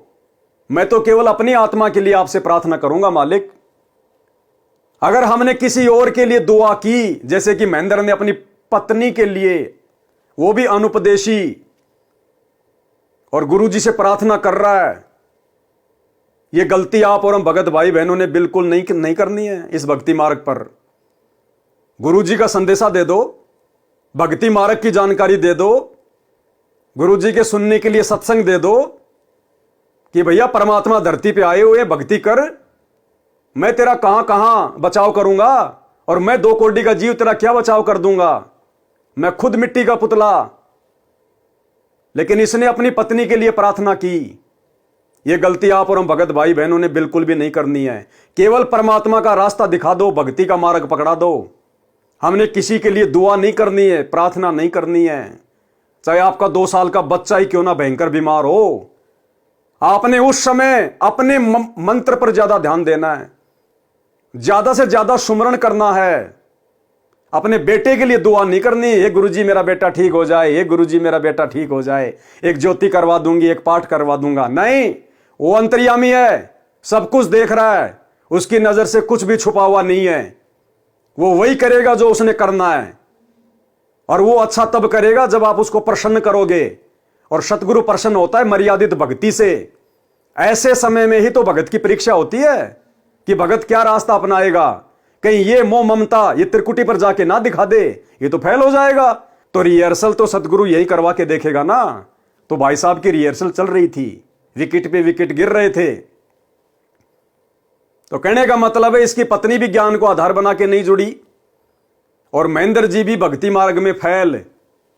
हमने ऐसी गलती नहीं करनी, आगे से ध्यान रखिएगा। सुनिए क्या कह रहे हैं कि गुरुजी अगर ये हाथ सूख गया तो बुढ़ापे में हम तो रोटी बगैर भी रह जाएंगे, परेशान होगी, तो दया करो। कि गुरुजी अगर इसका हाथ सूख गया, इसका हाथ खराब हो गया, तो हम तो बुढ़ापे में रोटी के बिना भी रह जाएंगे। बताओ कहां विश्वास इसको भक्ति पे और भगवान पे। अरे कहां विश्वास था महेंद्र जी को। इतने वर्षों के बाद, 2004 की बात है, 10 साल बाद यह हालत थी महेंद्र जी की। 1994 में सतगुरु रामपाल जी से नाम दीक्षा ली, और 2004 में कह रहा है कि गुरुजी अगर मेरी औरत का हाथ सूख गया, खराब हो गया, तो हम तो बुढ़ापे में रोटियों के बिना भी रह जाएंगे। वो औरत देगी रोटी बुढ़ापे में, सतगुरु की भक्ति रोटी नहीं देगी, सतगुरु रोटी नहीं देगा, वो औरत देगी रोटी। यह है इनका ज्ञान आधार, यह है महेंद्र जी का तत्व ज्ञान। आप इनकी संगति कर रहे हैं वर्तमान में, जो खुद अपनी औरत के भरोसे है, ना कि अपने सतगुरुदेव भगवान के भरोसे। हंसी आती है भाई और बहनों, ऐसी ऐसी नादानियां। और आज समाज इनको फॉलो कर रहा है कि हमें इनसे शिक्षा मिलेगी, कुछ सीखने को मिलेगा। क्या मिलेगा आपको? जो खुद अपने गुरु पर विश्वास नहीं करता, अपनी औरत से ज्यादा जिसको अपने गुरु पर और भक्ति पर विश्वास नहीं, उनसे आप क्या सीखेंगे? तो क्या कहा महेंद्र जी ने रामपाल जी से भक्ति करते समय कि गुरुजी अगर ये हाथ सूख गया तो बुढ़ापे में हम तो रोटी बगैर भी रह जाएंगे, परेशान होगी, तो दया करो। कि गुरुजी अगर ये हाथ सूख गया तो बुढ़ापे में हम तो रोटी बगैर भी रह जाएंगे, परेशान होगी, तो दया करो। देख लिया आपने, सुनिए आगे। कि गुरुजी अगर ये हाथ सूख गया तो बुढ़ापे में हम तो रोटी बगैर भी रह जाएंगे, परेशान होगी, तो दया करो। तो जैसे मेरा ध्यान लगा हुआ था, सुमन करते करते वैसे आंख बंद हो गई, तो मुझे गुरुजी खड़े दिखाई दिए और कहा कुछ नहीं होगा बेटा, ठीक हो जाएगी। तो मैं कुछ दिन के बाद ड्यूटी से छुट्टी लेकर घर गया। मैंने उससे पूछा भी आपकी उंगलियां ठीक होगी? उसने कहा वो तो ठीक होगी। मैंने कहा ये गुरुजी ने की है, मैंने प्रार्थना की थी। कहेगा नहीं नहीं मैं तो दवाई से ठीक हुई हूँ। मैंने कहा ये गुरुजी ने की है, मैंने प्रार्थना की थी। कहेगा नहीं नहीं मैं तो दवाई से ठीक हुई हूँ। कैसा सिला दिया तूने मेरे प्यार का, यार ने ही लूट लिया घर यार का। महेंद्र जी तो बड़े खुश हो रहे थे गुरुजी से प्रार्थना करके। गुरुजी ने भी आशीर्वाद दे दिया रात को आके सौपन में कि बेटा सब ठीक हो जाएगा। अरे भाई को बेटा कहने वाला कौन? परमात्मा हो सकता है। भाई को बेटा कहने वाला परमात्मा। अपनी औरत के लिए प्रार्थना कर रहा था, चिंता हो रही थी, और जब जाकर सुबह देखा औरत बिल्कुल सही हो गई, क्योंकि परमात्मा ने कर दी, आशीर्वाद दे दिया गुरुदेव ने। तो भाई साहब ने जाकर अपनी औरत से कहा कि क्या हुआ, ठीक हो गई? हां बोले मैं तो ठीक हो गई। तो महेंद्र जी ने कहा कि ये गुरुजी ने ठीक किया आपको, मैंने प्रार्थना की थी। औरत क्या बोलती है, ना ना ना ना, ये तो मैंने गोली दवाई ली थी इसलिए ठीक हो गई। कैसा सिला दिया तूने मेरे प्यार का, यार ने ही लूट लिया घर यार का। अपनी भक्ति का सत्यानाश कर दिया उस औरत के लिए गुरुजी से बारंबार प्रार्थना करके।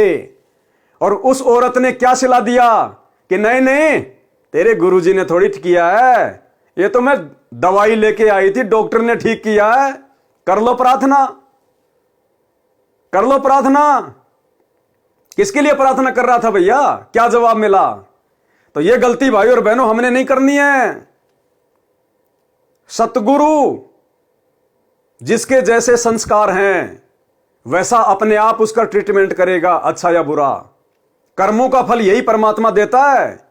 ये ब्रह्मा विष्णु महेश धर्मराज तो खाली निमित्त बने हुए हैं, बैकग्राउंड में सारी फिल्म परमात्मा की चलती है। तो इस स्टेज पर आने के बाद, यह तत्व ज्ञान हमारे हृदय में समाने के बाद, गुरु समझ में आने के बाद, बेटा मरता हो तो मरे, औरत मरनी हो तो मरे, हमने अपनी भक्ति और मर्यादा को प्रथम रख के चलना है। अपना टायर पंचर नहीं करना उनके लिए प्रार्थना करके।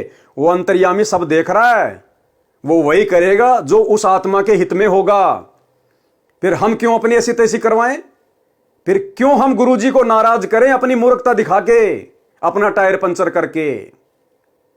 तो भाई साहब ने वही गलती कर दी और इसकी पत्नी ने इसको फिर उसका जो परिणाम था वो भी दे दिया कि नहीं नहीं गुरुजी ने नहीं किया, मैं तो दवाई लेके आई थी उससे ठीक हुई हूं। परमात्मा तो परमात्मा भैया, समर्थ तो अपनी समर्थता दिखाता है।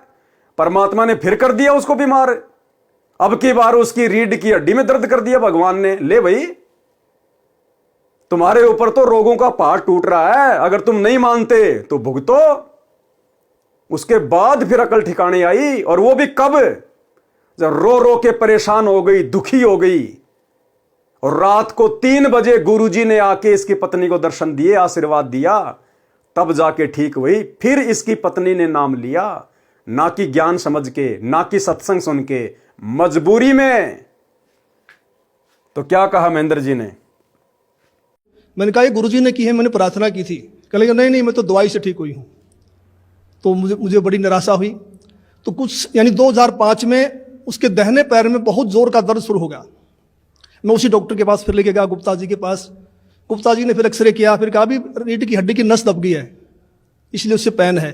उसने दवाइयाँ दे दी 1 सप्ताह की। मैं दवाई दिलवा करके बरवाला में सत्संग चल रहा था गुरुजी का, उसमें आ गया। तो उसने फ़ोन करवाया चौथे दिन, कह लगी मुझे कोई आराम नहीं है और मैं तो मर रही हूँ, तो तू सत्संग में धक्के खाता फिर रहा है, क्या रखा है सत्संग में, आकर के मुझे दवाई दिलवा। वो नहीं मानी।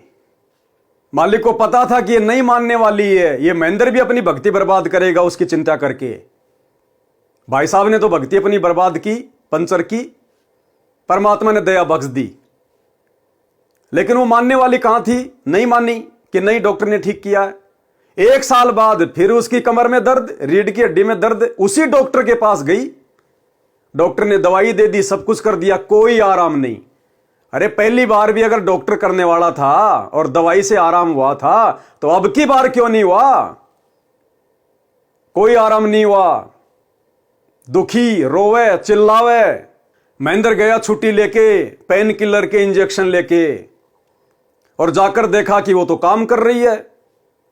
तो महेंद्र ने कहा कि अगर तू ठीक थी तो मेरे को क्यों बुलाया? 1000 रुपए के इंजेक्शन ले आया मैं, तो ठीक कैसे हो गई? तो बताया कि मैं रात को 3 बजे ऐसे ऐसे दीवार से खड़ी होके दीवार के सहारे बैठ के रो रही थी, चिल्ला रही थी, दर्द सहन नहीं हो रहा था। उसी समय गुरुजी ने दर्शन दिए और गुरुजी ने कहा कि बेटा ठीक हो जाएगी, और मैं तो तुरंत ठीक हो गई। फिर भी भक्ति उक्ति की कोई चर्चा नहीं।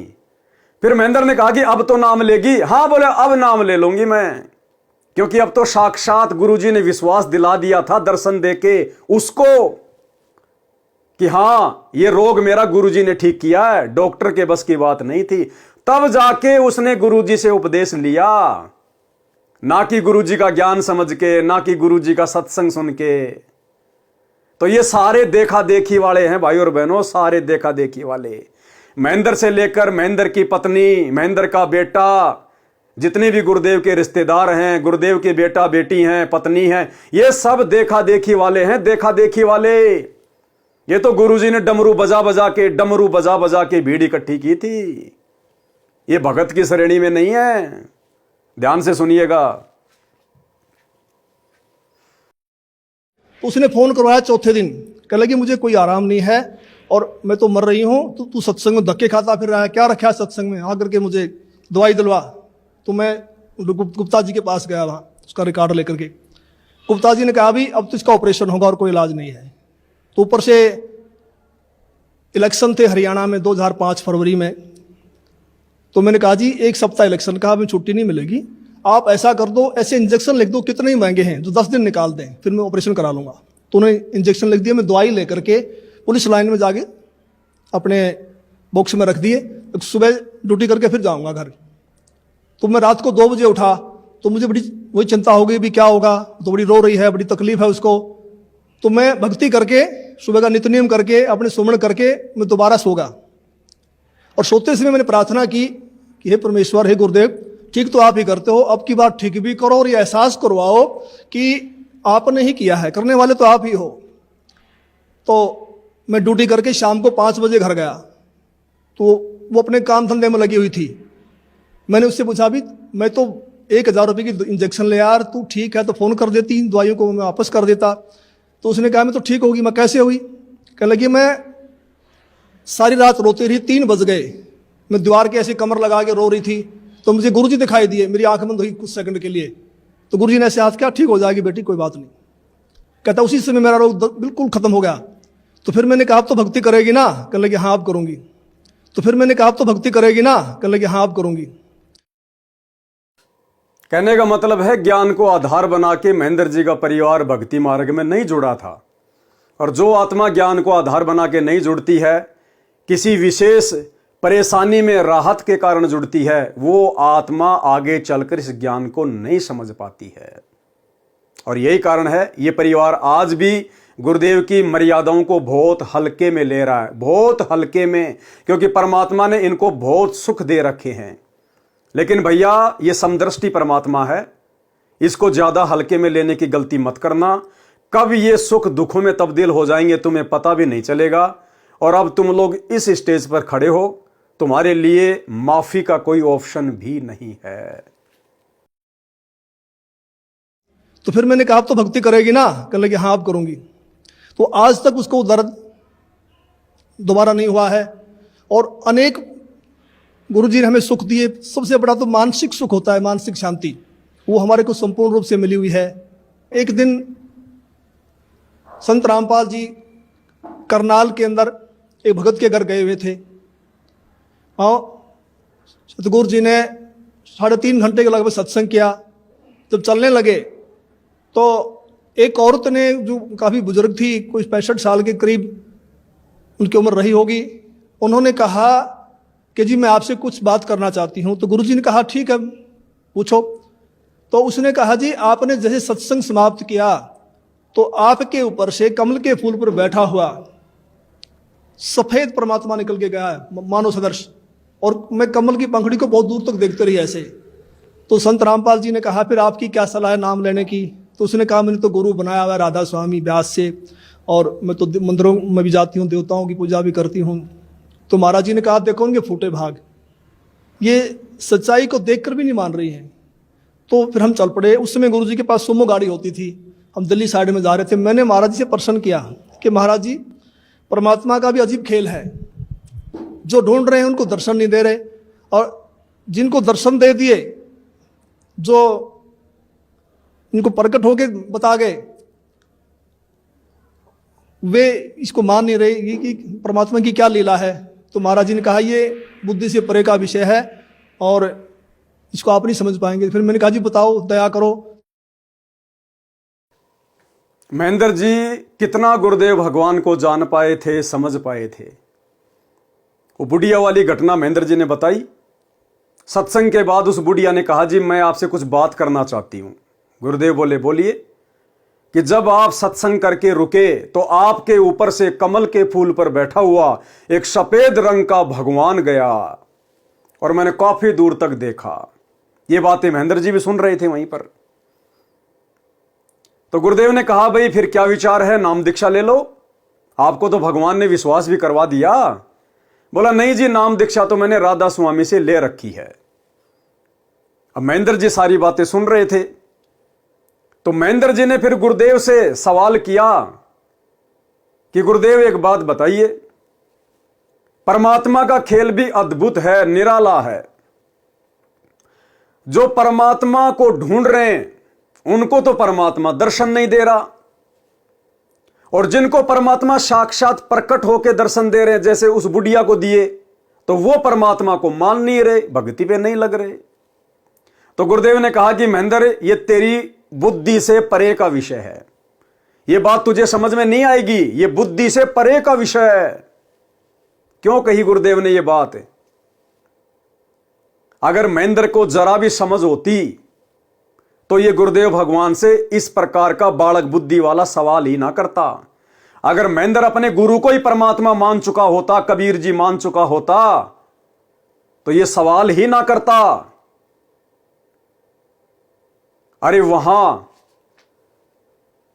वहां पर अपनी पत्नी के लिए गुरुजी से प्रार्थना करते हुए दूसरी बार में कह रहा गुरुजी से कि गुरुजी, करने वाले तो आप ही हो, आप परमेश्वर हो, आप परमात्मा हो। और सोते समय मैंने प्रार्थना की कि हे परमेश्वर, हे गुरुदेव। और सोते समय मैंने प्रार्थना की कि हे परमेश्वर, हे गुरुदेव। और सोते समय मैंने प्रार्थना की कि हे परमेश्वर, हे गुरुदेव, ठीक तो आप ही करते हो, अब की बात ठीक भी करो और ये एहसास करवाओ कि आपने ही किया है, करने वाले तो आप ही हो। करने वाले तो आप ही हो, डॉक्टर तो बहाना है, मेरी औरत का दर्द ठीक करना। वहां तो गुरुजी को परमेश्वर कह रहा है, और यहां गुरुजी के सामने, परमेश्वर के सामने क्या कह रहा है कि परमात्मा का खेल भी अजीब है। जो ढूंढ रहे हैं उनको तो दर्शन नहीं दे रहे। यानी मैं महेंद्र आपसे नाम लेके परमात्मा ढूंढ रहा हूं, कबीर जी को ढूंढ रहा हूं, हमें तो दर्शन नहीं दे रहा। और जिनको दर्शन देके चले गए कमल के फूल पर, जैसे वो बुढ़िया, वो मान नहीं रहे। तो गुरुदेव ने कहा कि तेरी बुद्धि से बाहर का विषय तू नहीं समझ पाएगा। और क्या कहेंगे गुरुदेव कि रे नालायक, तेरे सामने बैठा मैं, अरे मेरे अंदर से तो निकल के गया था वो जो इस बुढ़िया को दिखाई दिया। तो जो मैं साक्षात बैठा हूं वो बड़ा, या मेरे अंदर से निकल के गया वो बड़ा? अरे मां के पेट से बच्चा पैदा होता है, वो मां बड़ी या फिर वो बच्चा बड़ा? तो समझदार को तो समझ जाना चाहिए था कि गुरुजी स्वयं परमात्मा है।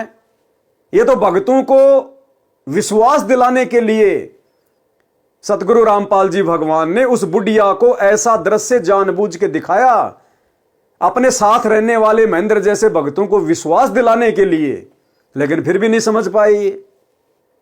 परमेश्वर सामने बैठा है भाई के रूप में, सतगुरु रामपाल जी स्वयं कबीर भगवान, परमात्मा, परमेश्वर, और उसके बावजूद उन्हीं से सवाल कर रहा है कि परमात्मा के खेल भी अजीब है। जो उनको ढूंढ रहे हैं उनको तो दर्शन नहीं दे रहे, और जिनको दर्शन दे गए वो नाम दीक्षा नहीं ले रहे। तो गुरुदेव ने देखा कि ये तो डांगर के डांगर हैं, ये गुरु को परमात्मा कहां मान रहे हैं फिर? अरे गुरु गोविंद दो नहीं भाई, जब तक दो समझोगे दो जग में जाई। 7 दीप 9 खंड में गुरु से बड़ा ना कोई, और करता करे ना कर सके, सतगुरु करे सो होए। तो सतगुरु बड़ा या फिर वो भगवान बड़ा, गोविंद बड़ा? लेकिन नहीं समझ पाया महेंद्र। तो गुरुदेव ने सोचा कि मैं समझाऊंगा तो भी नहीं समझेगा ये। जब इसको आंखों से दिखा दिया उस बुढ़िया के माध्यम से, और इसके घर में 100 सुख दे दिए, इसको भक्ति पे लगाया। उस समय मैंने कहा था कि मेरे रूप में गुरुजी ने दर्शन दिए, कबीर जी ने, अब तुझे भक्ति मिल जाएगी। फिर इसको श्री कृष्ण जी से ही कहलवा दिया कि और कोई शक्ति है। फिर इसने अपनी औरत के लिए दुआ की, तो मैंने इसको दर्शन दिया, आशीर्वाद दिया कि बेटा ठीक हो जाएगी। फिर इसकी औरत को दर्शन दे दिए कि बेटी ठीक हो जाएगी।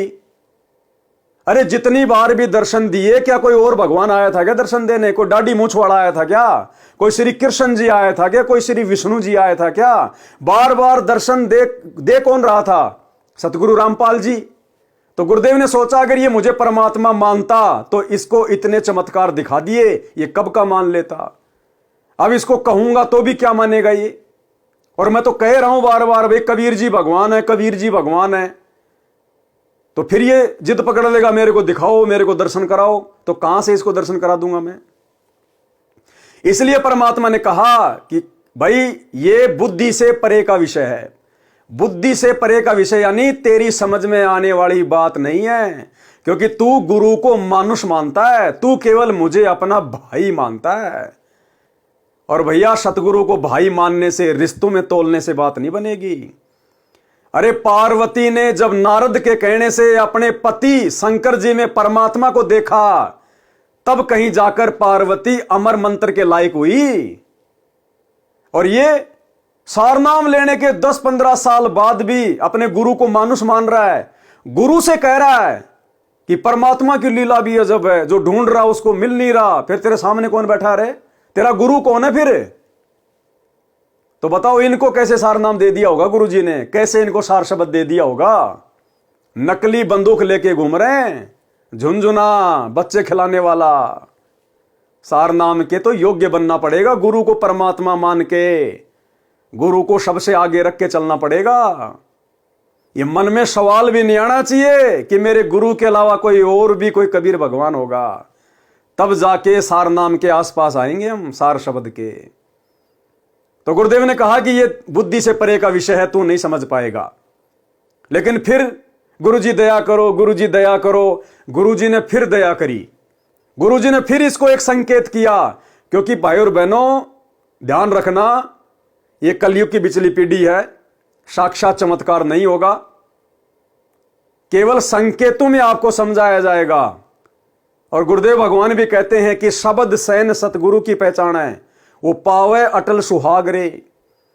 जो अपने गुरुजी के सत्संगों के, उनके बोल वचन के संकेतों को समझ जाएगा, वही मोक्ष प्राप्त करने का अधिकारी होगा। गुरु हनुमान जी की तरह वर्तमान में कलयुग की बिचली पीढ़ी में इतना ज्ञान देने के बाद, इतने प्रमाण दिखाने के बाद सीना फाड़ के नहीं दिखाएगा कि आई एम कबीर। फिर क्या फायदा इस कलयुग की बिचली पीढ़ी में जन्म लेने का, ये शिक्षा ग्रहण करने का?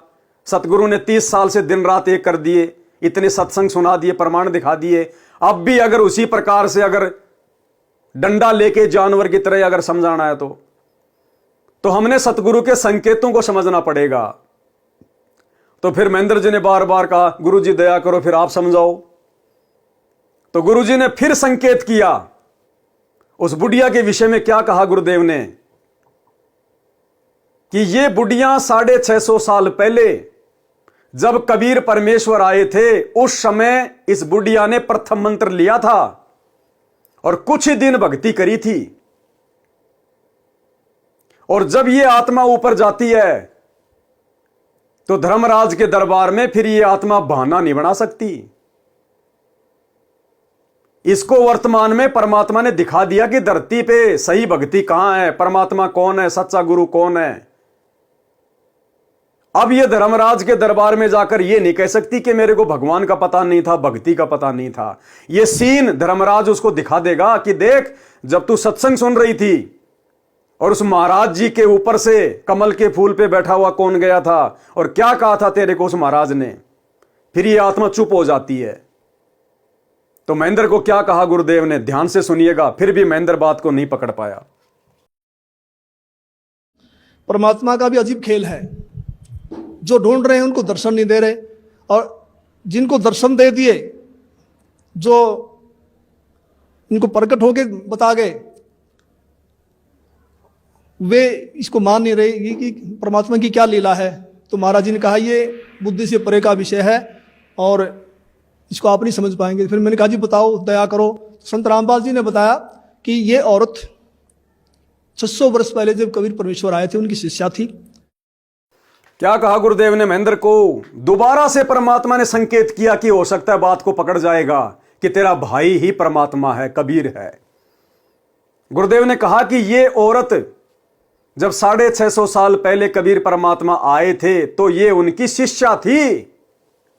लेकिन महेंद्र फिर नहीं समझ पाया, फिर भी कह रहा नहीं नहीं जी, मैं ये नहीं पूछना चाह रहा, मैं तो ये पूछना चाह रहा हूं कि परमात्मा को जो ढूंढ रहे हैं उनको दर्शन क्यों नहीं दे रहे, और जो परमात्मा को मानते नहीं उनको प्रकट होकर दर्शन दे रहे हैं। जबकि गुरुदेव ने शंका का समाधान इसका कर दिया कि जब परमात्मा 650 साल पहले आए थे तो इस बुढ़िया ने नाम दीक्षा ली थी उनसे। अब महेंद्र को समझ जाना चाहिए था कि मेरा भाई और 650 साल पहले की बात बता रहा है। अगर मेरा भाई सामान्य व्यक्ति है, सामान्य गुरु है, अगर भगवान नहीं है, तो फिर इसको कैसे पता इस बात का कि यह बुढ़िया 650 साल पहले कबीर जी की शरण में थी। समझ जाना चाहिए था कि मेरा भाई ही कबीर है, इसीलिए तो बता रहा है कि 650 साल पहले यह बुढ़िया कबीर जी की शरण में आई थी। अन्यथा ये जितने भी धर्मगुरु हैं दुनिया में, शंकराचार्य, मंडलेश्वर, इनसे जाके पूछ लो आपने 3 दिन पहले कौन सी सब्जी खाई थी। आधी घंटे में भी नहीं बता सकते कि हमने 3 दिन पहले कौन सी सब्जी खाई थी। और जो 650 साल पहले की बता रहा है चुटकियों में, निसंकोच, वो क्या मेरा भाई होगा? क्या वो सामान्य व्यक्ति होगा? क्या वो सामान्य गुरु होगा? उसी समय अपनी गलती की माफी मांग लेनी चाहिए थी महेंद्र ने कि हे परमपिता परमात्मा, दास से गलती हो गई, आपको पहचानने में त्रुटि हो गई। लेकिन भाई और बहनों, काल प्रेरित आत्मा की, काल के एजेंट की बुद्धि काल खुलने नहीं देता। तो क्या कहा गुरुदेव ने जो महेंद्र नहीं समझ पाया? संत रामपाल जी ने बताया कि ये औरत 600 वर्ष पहले जब कबीर परमेश्वर आए थे उनकी शिष्या थी। इन्होंने लगभग 5-6 महीने भक्ति की, फिर इन्होंने नाम छोड़ दिए।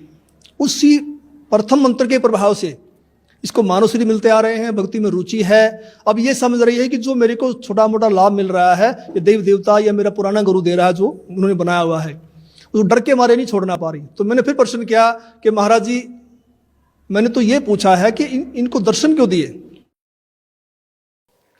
संकेत को नहीं समझ पाया और कह रहा नहीं महाराज, मैंने तो ये पूछा है कि इनको दर्शन क्यों दिए, मुझे दर्शन क्यों नहीं दिए? मैं भी तो यहीं खड़ा था, मुझे भी दिखा देता कमल के फूल पे भगवान कैसा था।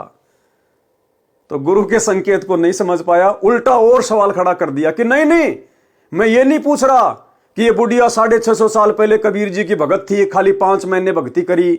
मैं तो ये पूछ रहा हूं कि इसको दर्शन क्यों दिए। फिर तीसरी बार गुरुदेव ने जो बात कही वो भी इसके समझ में नहीं आई। गुरुदेव ने कहा कि परमात्मा किसी का उधार नहीं रखता। ये आत्मा शरीर छोड़ने के बाद धर्मराज के दरबार में जाएगी और वहां धर्मराज तो एक ही सवाल करेगा कि बेटा, मनुष्य जन्म दिया था, स्त्री या पुरुष का, भक्ति क्यों नहीं करी? भगवान आया हुआ था। ये फिर बहानेबाजी करेगी, मेरे को पता ही नहीं, किसी ने बताया ही नहीं। तो ये सीनरी दिखा दी जाएगी, फिर ये आत्मा चुप हो जाती है। तो परमात्मा ने महेंद्र को समझाना चाहा संकेत में कि नालायक, तेरे को कितनी बार दर्शन दिए मैंने। अरे तेरा भाई अगर तेरे जैसा होता तो तेरे को सौपन में ये बातें बोलता क्या आशीर्वाद देता क्या? डॉक्टरों से दवाई खा खा के तुम परेशान हो गए। क्या तेरी औरत का एक बार रात में दर्शन देने से ही दर्द गायब हो सकता है क्या?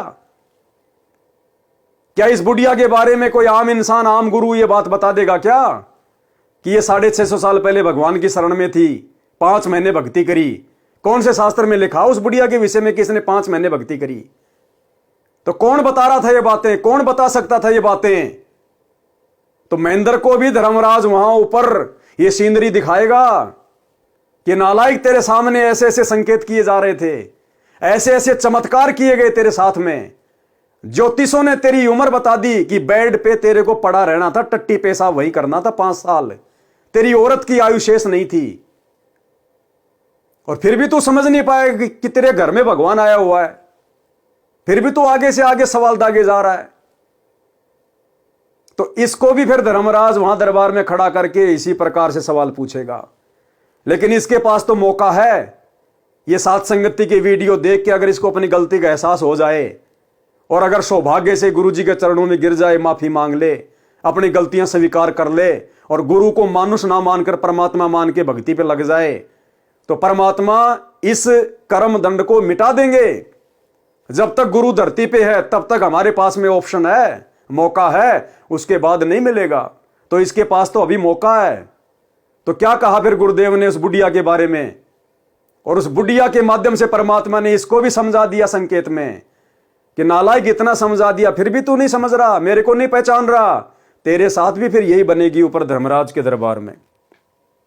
तो मैंने फिर प्रश्न किया कि महाराज जी, मैंने तो ये पूछा है कि इनको दर्शन क्यों दिए? तो गुरुजी ने कहा, संत रामपाल जी बोले कि परमात्मा किसी की उधार नहीं रखता। ये कल को मरेगी, नरक में जाएगी, वहां उसको बड़ा कष्ट होगा। जब आत्मा रोती है तो परमात्मा को आना पड़ता है, मन के नहीं सुनता परमात्मा।